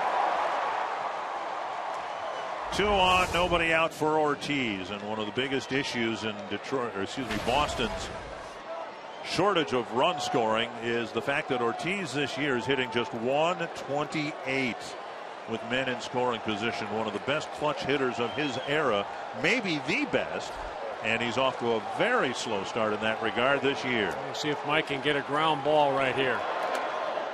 Down the middle, a strike.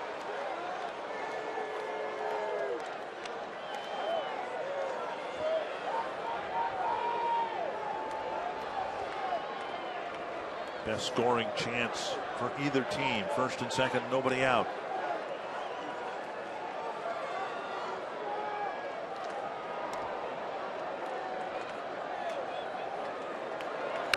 Way out in front of foul ball that got a piece of Suzuki. I think that was that split finger right there, and Suzuki taking one off his body.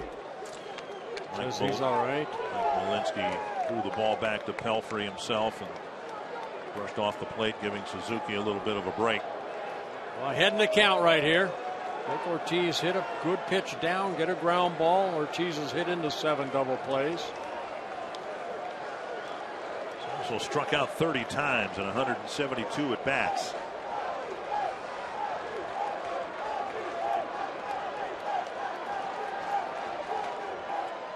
On the ground, Dozier. Out there, a sensational double play started by Brian Dozier, 2 away. Well, the Red Sox picking up. They're trying to hit everything up the middle, and Dozier kind of filled that gap right there up the middle. Look where Brian is. Ball hit to Dozier, little flip over to Santana, and a big double play for Mike Pelfrey and the Twins. Pelfrey able to get that ground ball. Runner at third, now 2 down for Hanley Ramirez.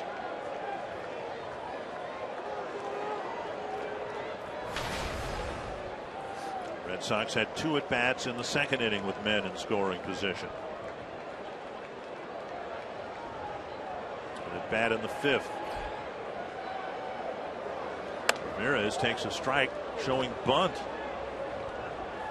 Wolf was playing back, but my goodness, this guy is he's a cleanup hitter. I don't think Trevor's going to be coming in.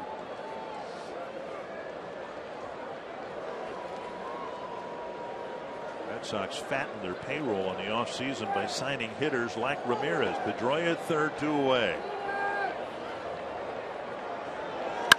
Popped up down the right field line.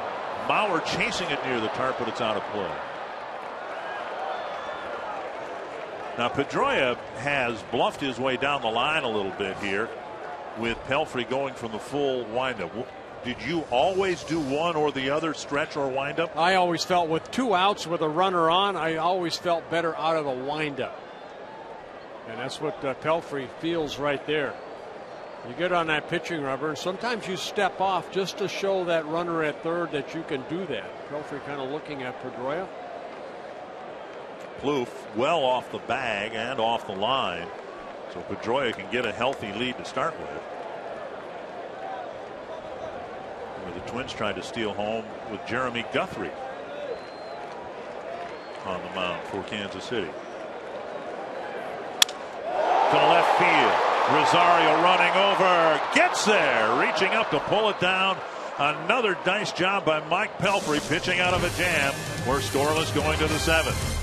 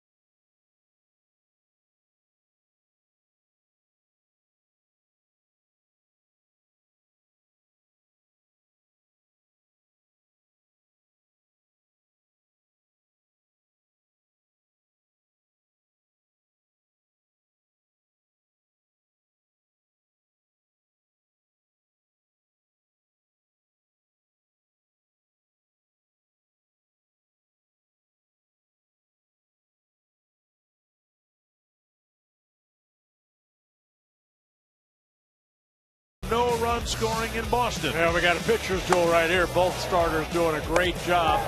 Buchholz with 7 strikeouts in the ball game, 1 walk, and Mike Pelfrey matching him 0 for 0s. 1 walk, a strikeout. Big double play right there off the bat of David Ortiz. Good defensive play by Dozier and Santana. Big Mike saying thank you very much. Great play. Red Sox have had more scoring opportunities than the Twins. The Twins have had just 1 runner at second base, and that came with 2 outs in the 5th. It'll be Plouffe, Suzuki, and Rosario. Plouffe. Swing and a miss, 1 strike.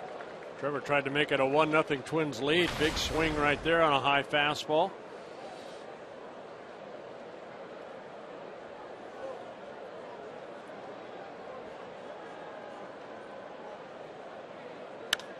Down the right field line, and Castillo makes the catch, 1 away. Hey, Twin fans, don't forget at Twin home games, you bring your Circle Me sign, and you might find yourself in a Minnesota Lottery winner circle where you could win $100 worth of lottery scratch-off tickets. Owatonna, Minnesota, you are hereby circled. 1 down, and that'll bring up Suzuki. Get into a double play his last time up. And my circle is still on there, at least on my telly. Good. So you speak of lingo, jargon that none of us understand. Your telly. My telestrator. Okay, what's that? Well, that's what they give me to circle people. That's a monitor that I can scribble circle on. Yeah. Okay. 1 strike to Suzuki. And now a ball.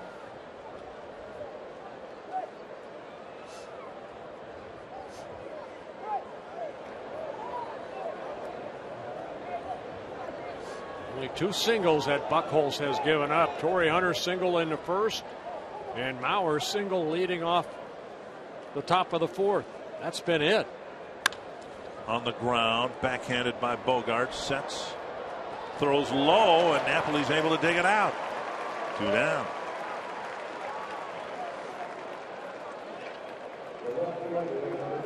And that'll bring up Eddie Rosario.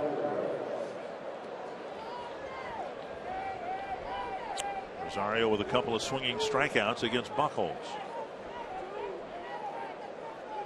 1 for 3 against Buchholz last week in Minnesota.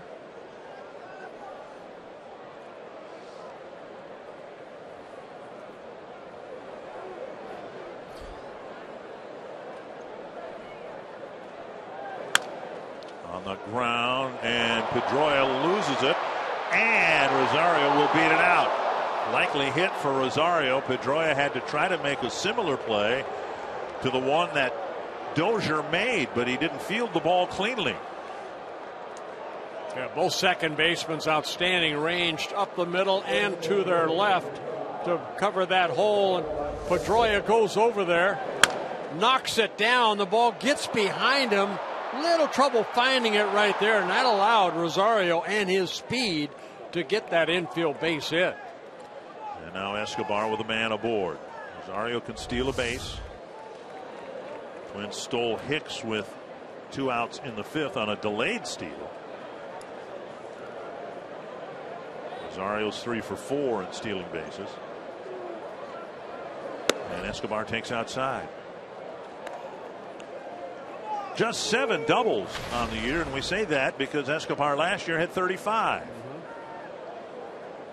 Twins don't have an extra base hit yet. The 3 hits have all been singles.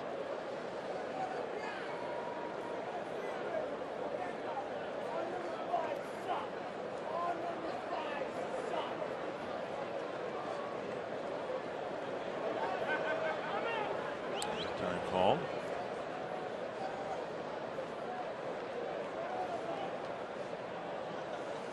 Escobar doing much better from this side of the plate, coming into the game at 259, just over 200 as a right-handed batter. Outside 2-0. I mentioned early on, Buchholz, don't let that 2 wins and 6 losses fool you. He has been pitching better than his record indicates. Not a lot of run support, but over his last 4 starts, 1-2 with an ERA at 2.48.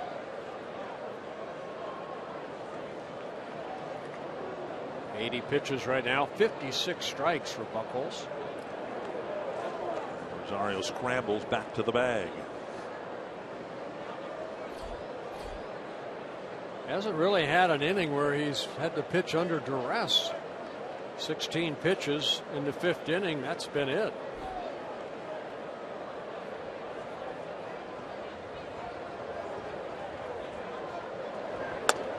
At the knees, 2-1. And throwing strikes.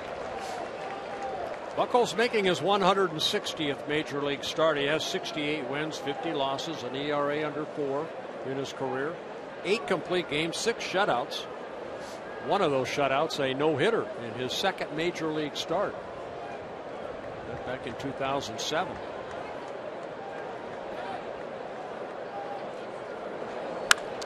To right, and a running catch by Castillo. Pretty well hit ball, but a charging catch by the right fielder ends the top of the 7th.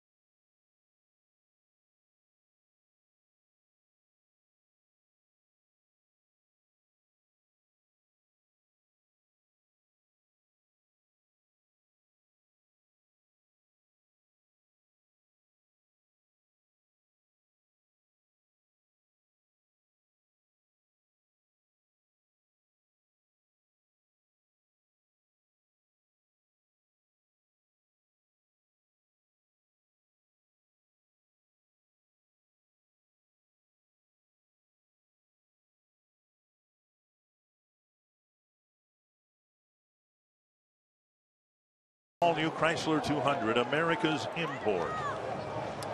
This copyrighted telecast presented by the authority of the Minnesota Twins and may not be reproduced or retransmitted in any form. Any accounts and descriptions of this game may not be disseminated without the express written consent of the Minnesota Twins, LLC.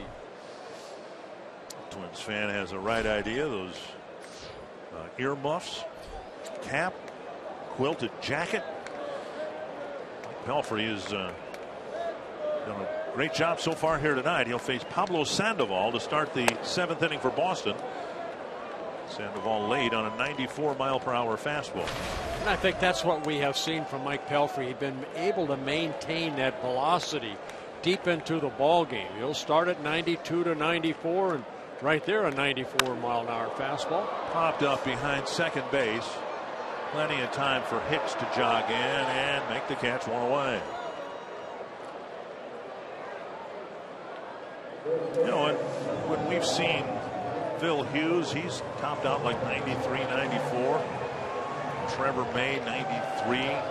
Kyle Gibson, I think, can hit 94. But among starting pitchers, Pelfrey, the only one that can consistently hit 95. Now, I don't know what that means in terms of is it another 6 inches on your fastball or what it means. But as you said, to be able to carry it into the 7th inning is pretty significant.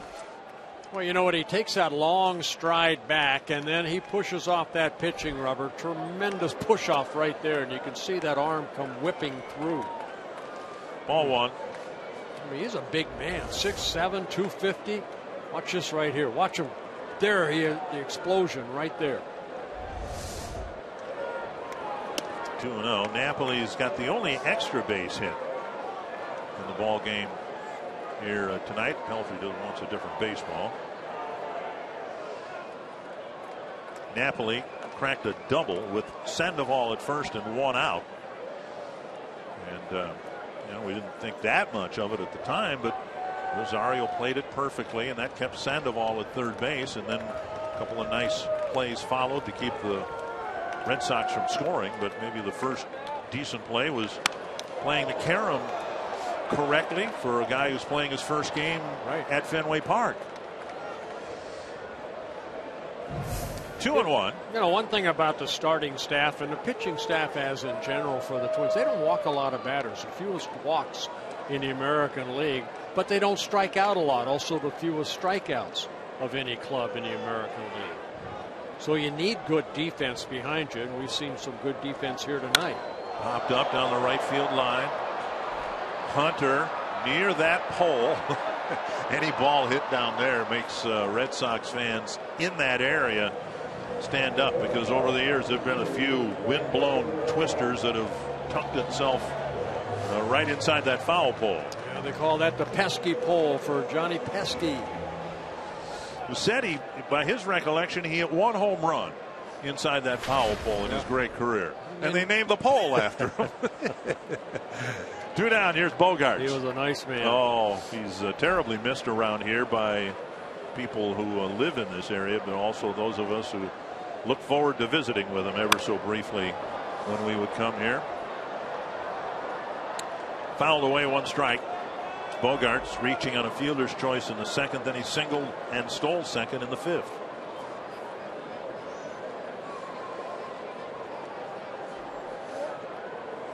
Bogaerts just 22 years old in his 3rd season with Boston.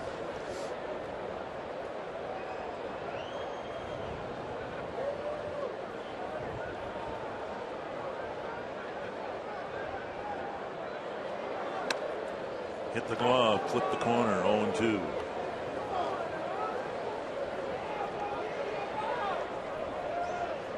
Pelfrey's pitch count very good, 87 pitches. He hopes he's just about ready to finish business here in the bottom of the 7th. Left center and deep. Hicks back and off the wall. It'll be a double for Bogaerts. That was dangerously close to the right side of the yellow line, which would have meant a home run. And 0-2 pitch. It just kind of left up by Pelfrey. 2-out double for Bogaerts, and that'll bring up Leone. Bogart just missing hitting his 3rd home run. It comes down to, a pitcher making a mistake, and Pelfrey, now there's 2 outs, but almost made that mistake to give Boston the lead. 3 feet, 5 feet maybe from landing out near the flagpole there. Leone with a short pop-up to left field, and then another short fly ball to left field. Strike on the outside corner.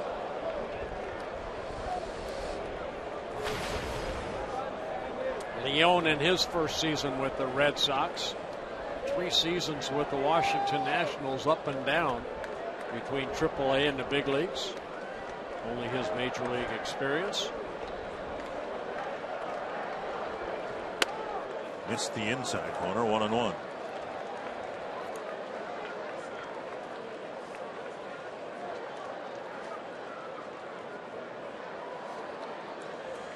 That's why the Red Sox expected to score so many runs this year and maybe outscore a soft pitching staff. That's why they are where they are in last place. They have not done a good job in the one category the Twins have excelled at, and that is hitting with men in scoring position.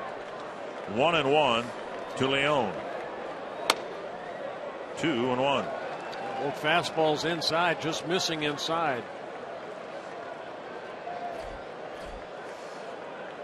He's done a great job. 21 pitches in the second, the most he's needed to get out of an inning.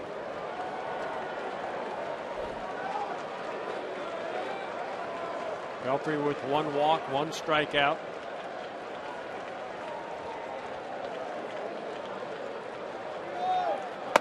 Nice stop by Suzuki. 3-1 with Castillo on deck. Leone getting a chance because Christian Vasquez, who was supposed to be their regular catcher, suffered a broken hand, and Ryan Hannigan trying to come back from Tommy John surgery, and so that opens the opportunity up for Sandy Leone. It's good right here. Suzuki wants to go over this, what he wants to do right here. Quick trip to the mound by Kurt Suzuki. Big pitch here, and Pelfrey's made some big pitches to keep this a scoreless game. And falling behind the number 8 hitter, 3-1.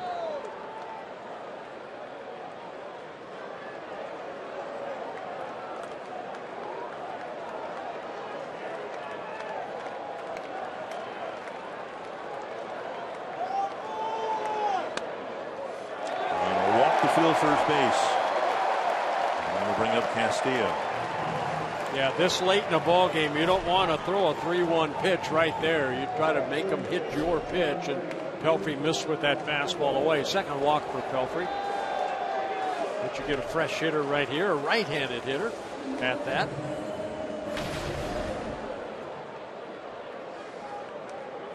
Castillo tonight a bouncer to third. In fact, 2 of them to Plouffe.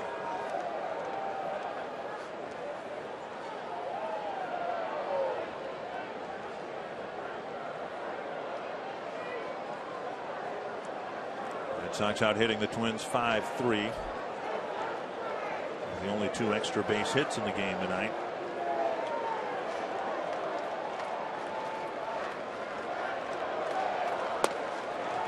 Backhanded by Suzuki. Yeah, Kurt wanted that ball in, and that's where they've been pitching Castillo, mainly hard in. Young man from Cuba, signed by the Red Sox last August. Been noted in the dugout, you just saw right there. Pelfrey's lost some of his command here, falling behind Castillo. 1-0 and a strike. Talk about the velocity, 93, 94, 95, and that's all well and good, but if you don't throw it where you want, as he did in the Bogaerts at bat, nearly cost the Twins a run, leaving a pitch up and then walking the number 8 batter.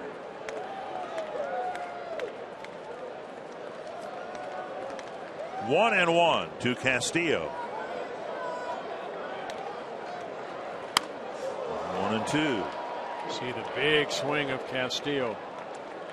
That's why a lot of clubs are pitching him hard in, because of that big swing. 32 big league at bats. He's only walked once. Very aggressive hitter. Pelfrey can maybe use that to his advantage here on 1 and 2.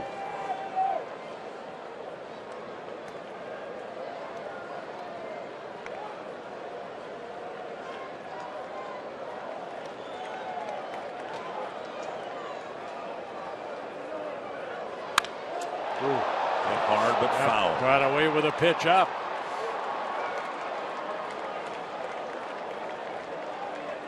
Sometimes you have to be lucky. Castillo gets the barrel of the bat out quickly and just lines it just foul. Just kind of hung there over the inner corner. Sure did. Came right back into the swing. Looked like that was a splitter, and it just kind of sat there on a tee.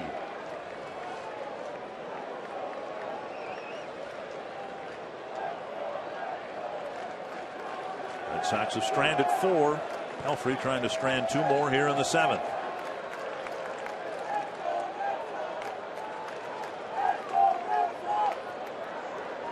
And pitch fastball left up, fouled straight back. Pelfrey probably realizes this is it. He's getting some activity in the bullpen, and he'd love to finish on a high note. And Kurt's going out to just get him, I think, back, get the ball down. Now you're leaving some pitches up. Let's go, finish strong. Fiend and Thompson warming up.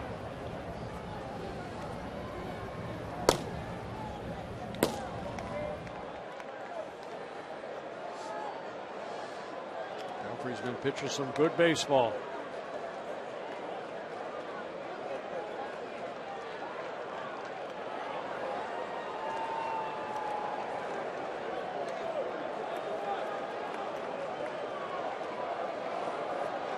Up the middle. Base hit. Bogarts will score. Play to third base. And the runner's out there. The run will score. Rusney Castillo grounds a single up the middle with 2 outs and 2 strikes. And the Red Sox break the ice.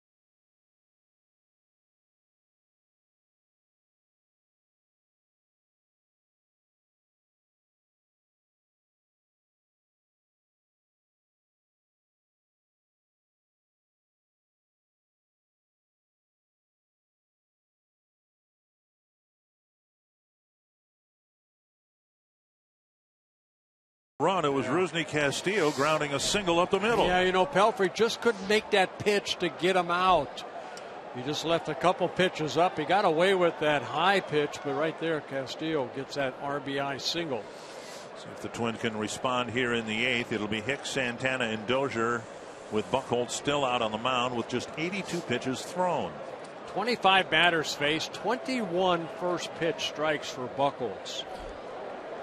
Hicks squares and takes outside, ball 1. Hicks drew a 2-out walk in the 5th, stole second. He's the only runner the Twins have had as far as second base.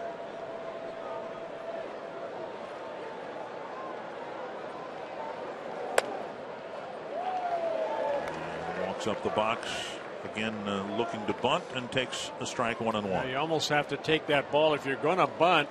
Take it down that first baseline with you, because Sandoval right in on Hicks as close as he feels comfortable. A drive to right. Retreating is Castillo. Back at the wall. Makes the catch. Hicks nearly tied it up with a bullpen shot. One away. Well, that wall about 380 feet away. Hicks gave it a ride on that high breaking ball. But Castillo going right to the wall and then able to catch it. Breaking ball. Hicks hit it a long way. But there's a lot of room out in right field. And Castillo going back and stopping, of course, by the wall, and reaches up and makes a catch. One down, and now Santana. Santana motions as if to bunt and takes ball one.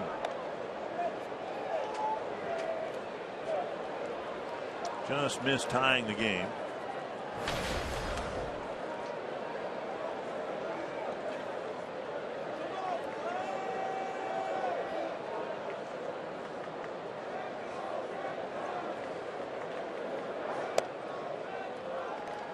And now 2-0.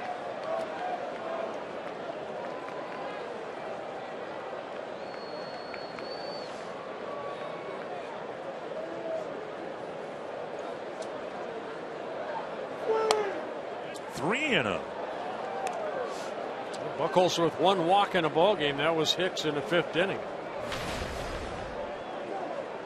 Couple of runs again. The Twins got 3 doubles in the first inning in Minnesota last week. Haven't gotten an extra base hit against him since, and just a small number of singles.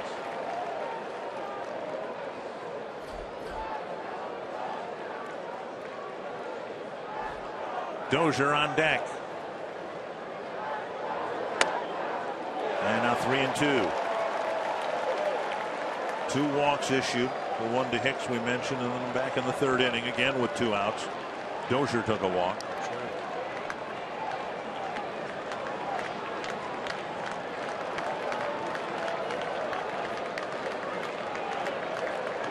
Full count to Santana.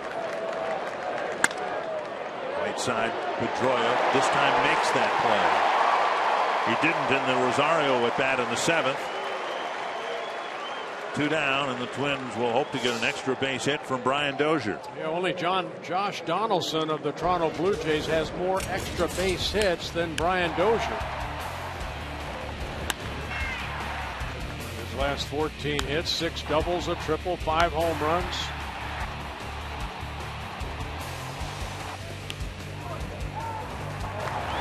Dozier got that leadoff double against Buchholz in Minnesota last Tuesday night.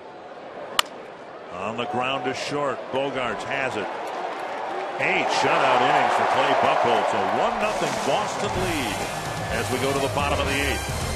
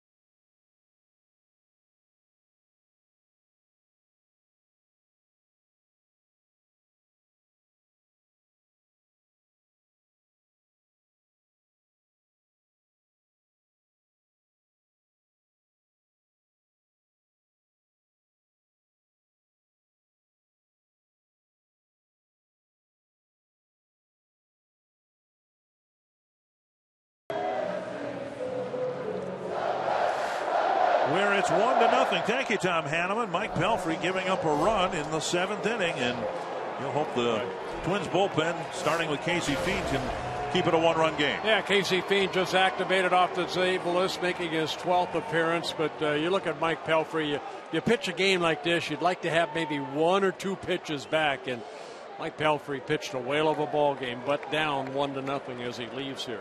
Pedroia, Betts, and Ortiz will face Fiend here in the 8th inning.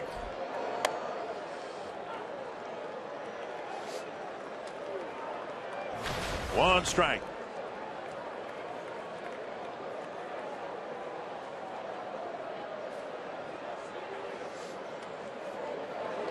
And to the backstop, 1-1.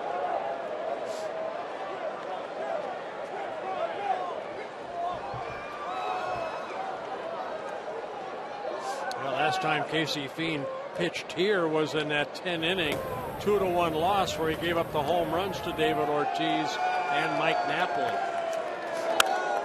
Driven foul.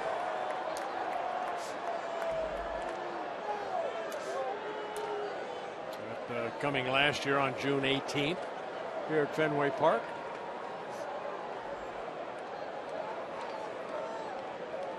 Three really crushing defeats, and you think, well, that's when the Twins season turned. Twins came home and swept the White Sox in a 4-game series right after that.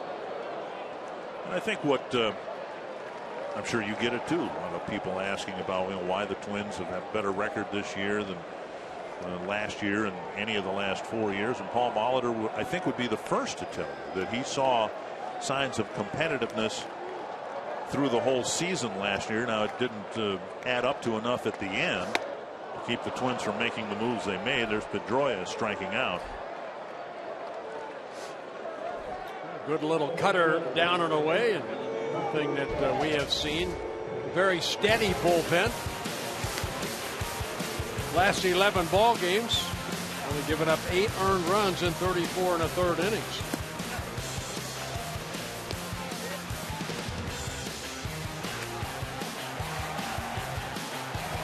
And the Twins completing another successful homestand at 5-1. Fiend delivers strike 1. When the Twins were here last, they started this series with a heartbreaking loss in Detroit, 4-3 in the late innings, then lost 3 tough 1-run ball games here and 4 gut-wrenching losses in a row, and yet the team did respond at home by sweeping the White Sox in a 4-game series. So I think that's the type of competitiveness that Paul Molitor saw last year from a roster at players like Dozier and Plouffe that were getting better with age. Yeah. And that's a big point. You feel comfortable now, you know. I mean, you're still working your way through. Remember, Dozier, it was only in his 4th year with the Twins. You start feeling more comfortable, a little more relaxed. And if it seems to you, the fans, that there's been a little more attention to detail this year, well, that's to be expected too with these players who, in years past were wide-eyed and trying to absorb everything that was being thrown at them, just trying to get the basics down. And now you see things like delayed steals and things like that we haven't seen much of over the last 4 years. 2-2 to Mookie Betts.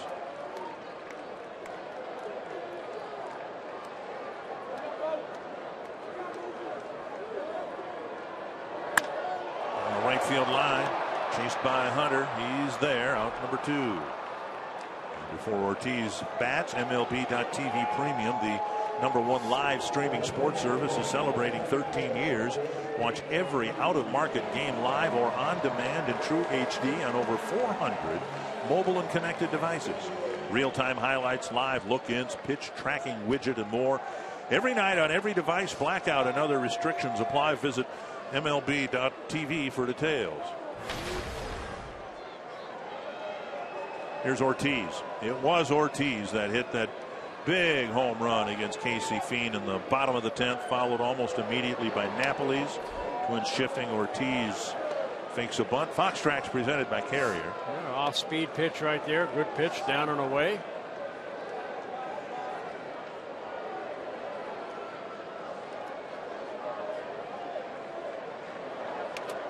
2 strikes. Showed you how well the Twins pitched Ortiz and Ramirez in Minnesota, and tonight they're a combined 0 for 6. Twins turned a big double play with Ortiz up, runners at first and second, nobody out in the 6th. Yeah, it was a huge double play in the 6th inning. Being ahead in the count. On the ground, and somehow Ortiz finds a room through the middle of the shift. A 2-out single.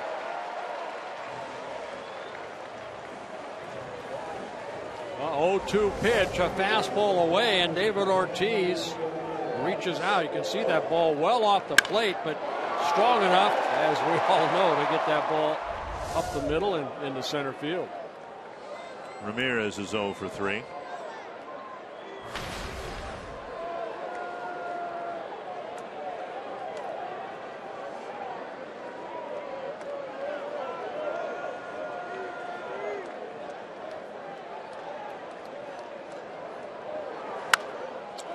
Cap to the shortstop, and Santana didn't have to throw, but he did. And that wraps up the bottom of the 8th inning. Koji Uehara will try to shut down the Twins in the 9th with Torrey Hunter leading things on.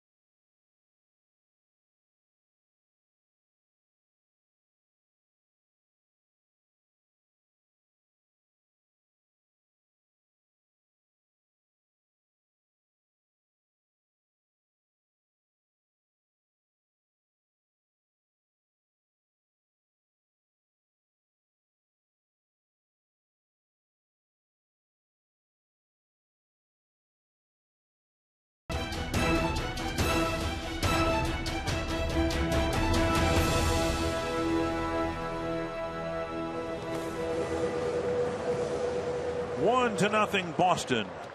The Twins roster has 30 at-bats against Koji Uehara. Only one player's ever had a hit against him, and it's Torrey Hunter. Mauer and Plouffe will follow. Uehara coming in for the 19th time. He has all 10 saves for the Red Sox. Very good 1.69 ERA. 16 innings pitched, 18 strikeouts. Brock Holt taking over in left field. And Hunter on the first pitch taking strike one. Hunter has homered against Uehara, but Uehara has struck him out in 6 of the last 10 at bats. On the ground, backhanded by Bogaerts, throws one away. Well hit ball. Hunter retired one down. Our Soup.com trivia question: the last time the Twins defeated the Red Sox 4 straight, I'll go 1991. 2006. That's the year I was going to go, yeah. Okay, so we nailed it. Yep. One down. Here's Mauer, 1 for 3.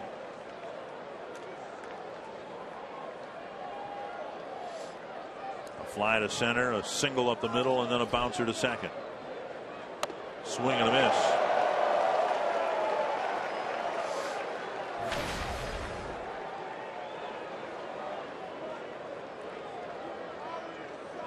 Joe 0 for 3 against Uehara.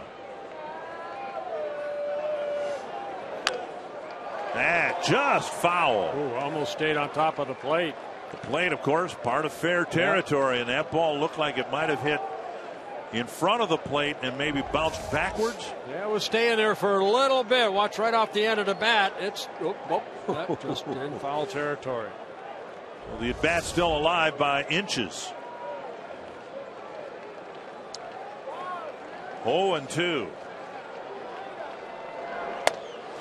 We've seen from O'Hara, and we don't get a chance to see him much in person, but he always, it seems, gets ahead. Strike one, strike two. And any at bat against any pitcher is infinitely more difficult when you are where Mauer is now, 1-2. Fouled back. Well, that's one thing Buchholz did a good job tonight. Right. Got ahead in the count. 21 of 28 batters. First pitch strikes. 71 saves. 26 last year, 21 in 2013.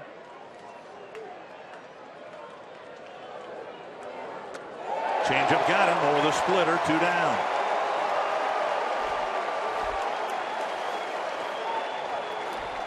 And that'll bring up Trevor Plouffe. Remember the rain out last night necessitating a split doubleheader tomorrow. Phil Hughes going for the Twins, and young left-handed stalwart prospect Eduardo Rodriguez. They had a great opening day assignment in Texas. Shut out the Rangers. What's next? Brought to you by CenturyLink. Last hope for the Twins, Trevor Plouffe. Inside, ball one. 32,622 the paid on a chilly night in Boston.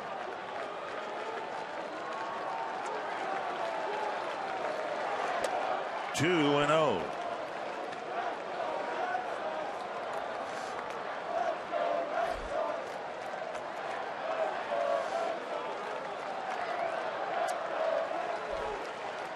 Three and 0. And Plouffe, cleanup hitter with 8 home runs, will be sitting on something. Yes, got to look for a pitch middle in. Uehara has given up a couple home runs. That looked like a split finger right there. Something at 78 miles per hour when you're expecting something 15 miles per hour faster. 3-1. All-star closer for the Red Sox last year. 3-2. Got a nasty splitter. Twins have had a tough time scoring runs here at Fenway Park. Last year they scored a total of 2. And Plouffe takes a walk on a pitch down and in. And Suzuki will have a chance with the tying run aboard.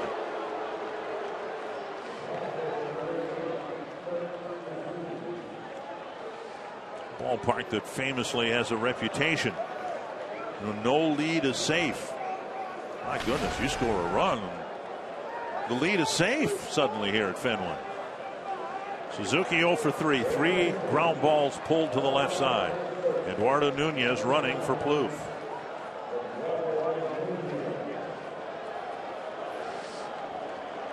Plouffe did his job.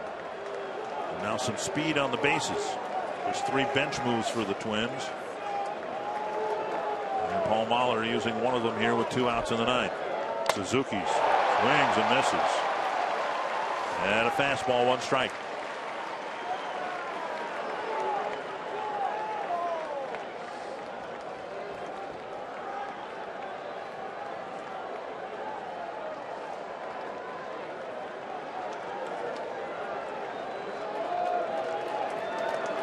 Nunez goes, and the pitch taken for a ball, and Nunez lost his helmet. It was a check swing and a foul. Okay. So it's 0-2. Let's see if Kirk gets a piece of it right here. Oh, yeah. Yep. So Nunez going back to first base.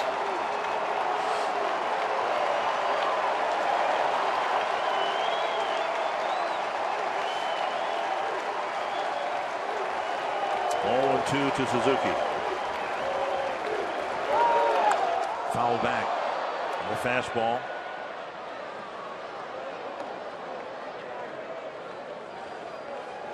It's not an overpowering fastball, 87, 88, but it's that split finger that sets his fastball up.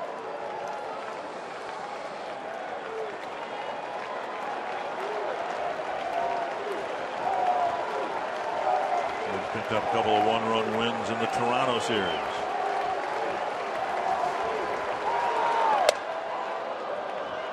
One and two. The Twins sent Nunez on the pitch that was to become strike two, but they haven't moved him since.